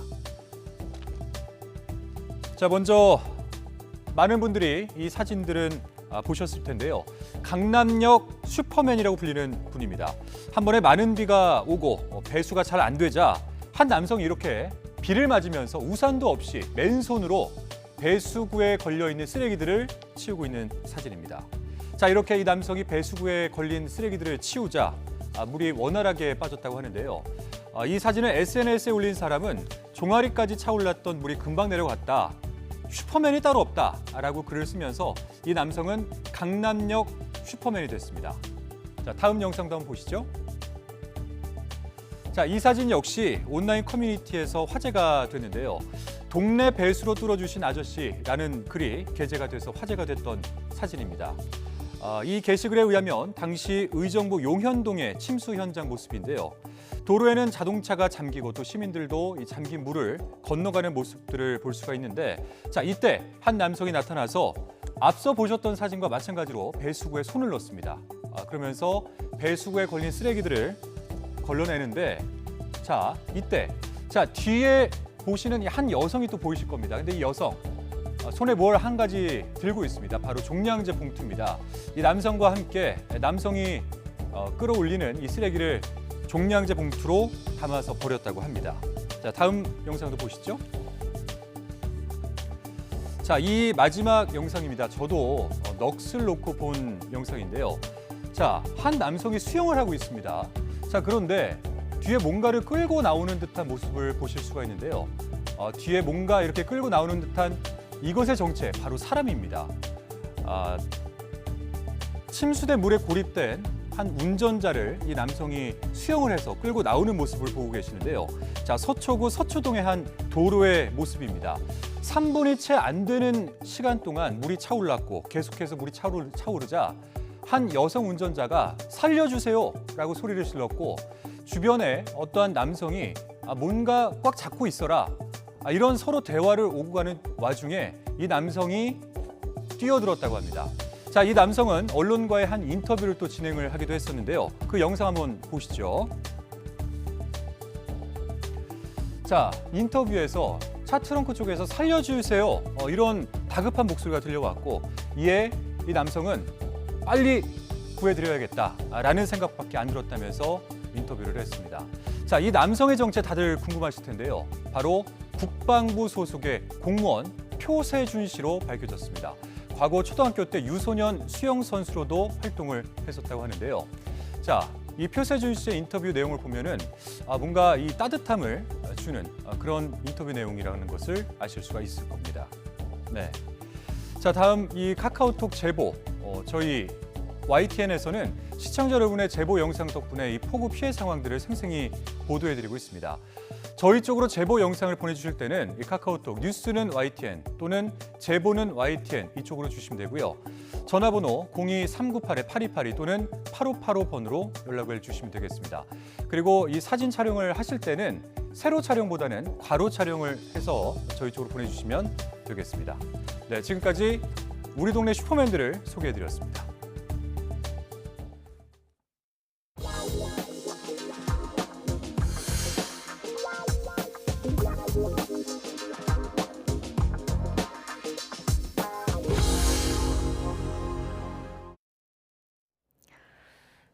네, 검찰의 직접 수사권을 대폭 줄인 검수완박 시행이 이제 딱 한 달 앞으로 다가왔습니다. 검찰은 직접 수사가 가로막힌 선거와 공직자 범죄 일부에 대한 수사를 열어주고 그동안 범죄 금액으로 나눴던 수사 기준을 폐지하는 내용 등을 담은 시행령 개정을 추진하는 것으로 파악됐습니다. 우철희 기자입니다. 법무부와 대검찰청은 검수완박 시행을 한 달 앞두고 하위 법령 개정 작업에 분주합니다. 위헌 여부를 다투는 헌법재판소 권한쟁의 심판에 총력 대응하면서 법 시행에 따른 혼란을 줄이기 위한 방안 마련에도 동시에 나서고 있는 겁니다. 핵심은 부패, 경제범죄로 축소되는 검찰의 직접 수사 범위 확대입니다. 직접 수사 권한이 폐지되는 선거와 공직자 범죄의 일부 수사가 가능하도록 시행령 개정을 추진하고 있습니다. 다만 상위법으로 제안한 것을 하위 시행령으로 마구 풀어줄 수 없다는 점에서 다른 법에 규정된 내용을 직접 수사 확대 근거로 보고 있습니다. 현행 부패재산 몰수법과 부패방지권익위법에는 부패 범죄와 행위를 규정하고 있는데 공직선거법상 유권자, 후보자 등 매수죄와 공직자의 직권 남용이 담겨 있습니다. 검찰의 직접 수사 관련 시행령에서는 선거, 공직자 범죄에 해당하는 부분인데 이걸 부패 범죄 등의 항목에 포함하는 방안을 논의하는 겁니다. 또 현행 범죄 액수에 따라 검찰의 직접 수사 가능 여부가 가려지는 조항 역시 개정 검토 대상입니다. 지금은 뇌물은 4급 아래 공무원의 경우 3천만 원 이상, 사기와 횡령, 배임은 5억 원 이상, 마약 밀수는 가액이 500만 원 이상일 때만 검찰의 직접 수사가 가능합니다. 수사를 시작도 하지 않은 상태에서 뚜렷한 기준 없이 단순히 금액으로만 직접 수사 여부를 구분하고 수사 떠넘기기 등 일선의 혼란과 국민 피해가 크다는 점이 개정 추진 배경입니다. 또 부패 범죄와 경제 범죄가 정확히 무엇인지 정의 규정을 신설하는 동시에 경찰 송치 사건에 대한 보안 수사의 기준인 직접 관련성을 명확하게 손을 보는 방안도 추진하고 있습니다. 법무부는 검찰의 의견을 들어 조만간 개정안을 마련해 입법 예고한 뒤 오는 9월 10일 검수완박 시행 전 국무회의에서 의결한다는 방침입니다. 다만 검찰은 법을 거스르는 직접 수사 확대가 아니라 검경 수사권 조정 이후 새롭게 드러난 문제점을 개선하고 수사 공백을 막기 위한 차원이라고 설명했습니다. YTN 우철입니다. 더불어민주당이 당의 헌법격인 강령에서 문재인 정부의 핵심 경제정책인 소득주도 성장에 관한 내용을 삭제하기로 했습니다. 민주당 전당준비위원회 강령분과는 오늘 회의를 열고 경제 분야 관련 당 강령을 이같이 바꾸기로 의견을 모았습니다. 전준위는 소득주도 성장이라는 문구를 포용성장 등의 표현으로 바꾸는 방안을 검토하고 있습니다. 이는 대선 패배 뒤 달라진 민주당의 모습을 보여주기 위해서 이전 정부의 잘못된 정책은 과감한 시정이 필요하다는 판단에 따른 것으로 풀이됩니다. 네, 어제 한중 외교장관 회담에서 고고도 미사일 방어 체계 사드 문제를 둘러싼 산불, 즉 한미 혹은 한미일 간 군사 협력에 대해서 중국이 다시 민감한 반응을 보였습니다. 양측은 기존 입장차를 재확인했는데 미중 갈등과 북핵 고도화 국면에 한중 관계 뇌관으로 작용할 수 있다는 분석입니다. 조수연 기자입니다. 이번 한중 외교장관 회담에서 미국 주도 공급망 협의체 칩4 문제는 큰 충돌 없이 넘겼습니다. 왕이 외교부장이 자국의 공급망 수호를 거론하며 견제구를 던지긴 했지만 양측은 일단 공급망의 안정적 관리를 위한 소통과 대화를 강화하기로 뜻을 모았습니다. 하지만 고고도 요격 미사일 사드와 산불 입장에 대해서는 뚜렷한 입장차를 재확인했습니다. 회담 후 중국 외교부는 사드 문제의 적절한 처리를 요구했다며 사드 산불 유지를 거듭 주장했습니다. 3년임을 앞두고 있는 시진핑 주석의 정치적 권위와도 관련되어 있는 문제입니다. 그렇기 때문에 자신들의 입장을 명확히 한국에 전달하고 여기서 물러설 수 없다라는 의미를 분명히 전달했을 것으로 봅니다. 박진 장관도 사드 산불이 합의나 약속이 아니라는 점을 중국 측에 분명히 했다고 밝혀 이견이 있었음을 확인했습니다. 따라서 사드가 여전히 한중 관계의 뇌관으로 작용할 가능성이 남아 있습니다. 첫 번째 관건은 북한이 7차 핵실험에 나설 경우입니다. 윤석열 정부가 자위권 차원에서 사드 기지의 정상화의 속도를 내며 한미 간 군사 협력을 강화할 경우 중국은 칩4를 지렛대로 활용하며 우리를 압박할 가능성이 높다는 분석입니다. 결국 이번 회담에서도 사드 문제가 한중 관계 발전의 핵심 현안으로 재확인되면서 향후 논의 과정에 더욱 관심이 쏠릴 전망입니다. YTN 조수연입니다. 네, 이런 가운데 중국이 주한미군의 고고도 미사일 방어 체계 사드 문제와 관련해서 한국 정부가 사드의 운용을 제한하겠다고 약속했다, 이렇게 주장했습니다. 왕원빈 중국 외교부 대변인은 정례 브리핑에서 사드 관련 질문을 받고 한중 양국이 사드 문제 해결을 논의하는 과정에서 한국 정부가 이른바 산불 이란의 정치적 선서를 정식으로 했다고 말했습니다. 산불 이란은 기존의 산불에다 이란을 추가한 것으로 일한은 현재 배치된 사드의 운용을 제한한다는 의미입니다. 중국 정부가 산불뿐 아니라 일한을 우리나라의 대외적 약속으로 표현한 것은 이번이 처음이어서 논란이 예상됩니다.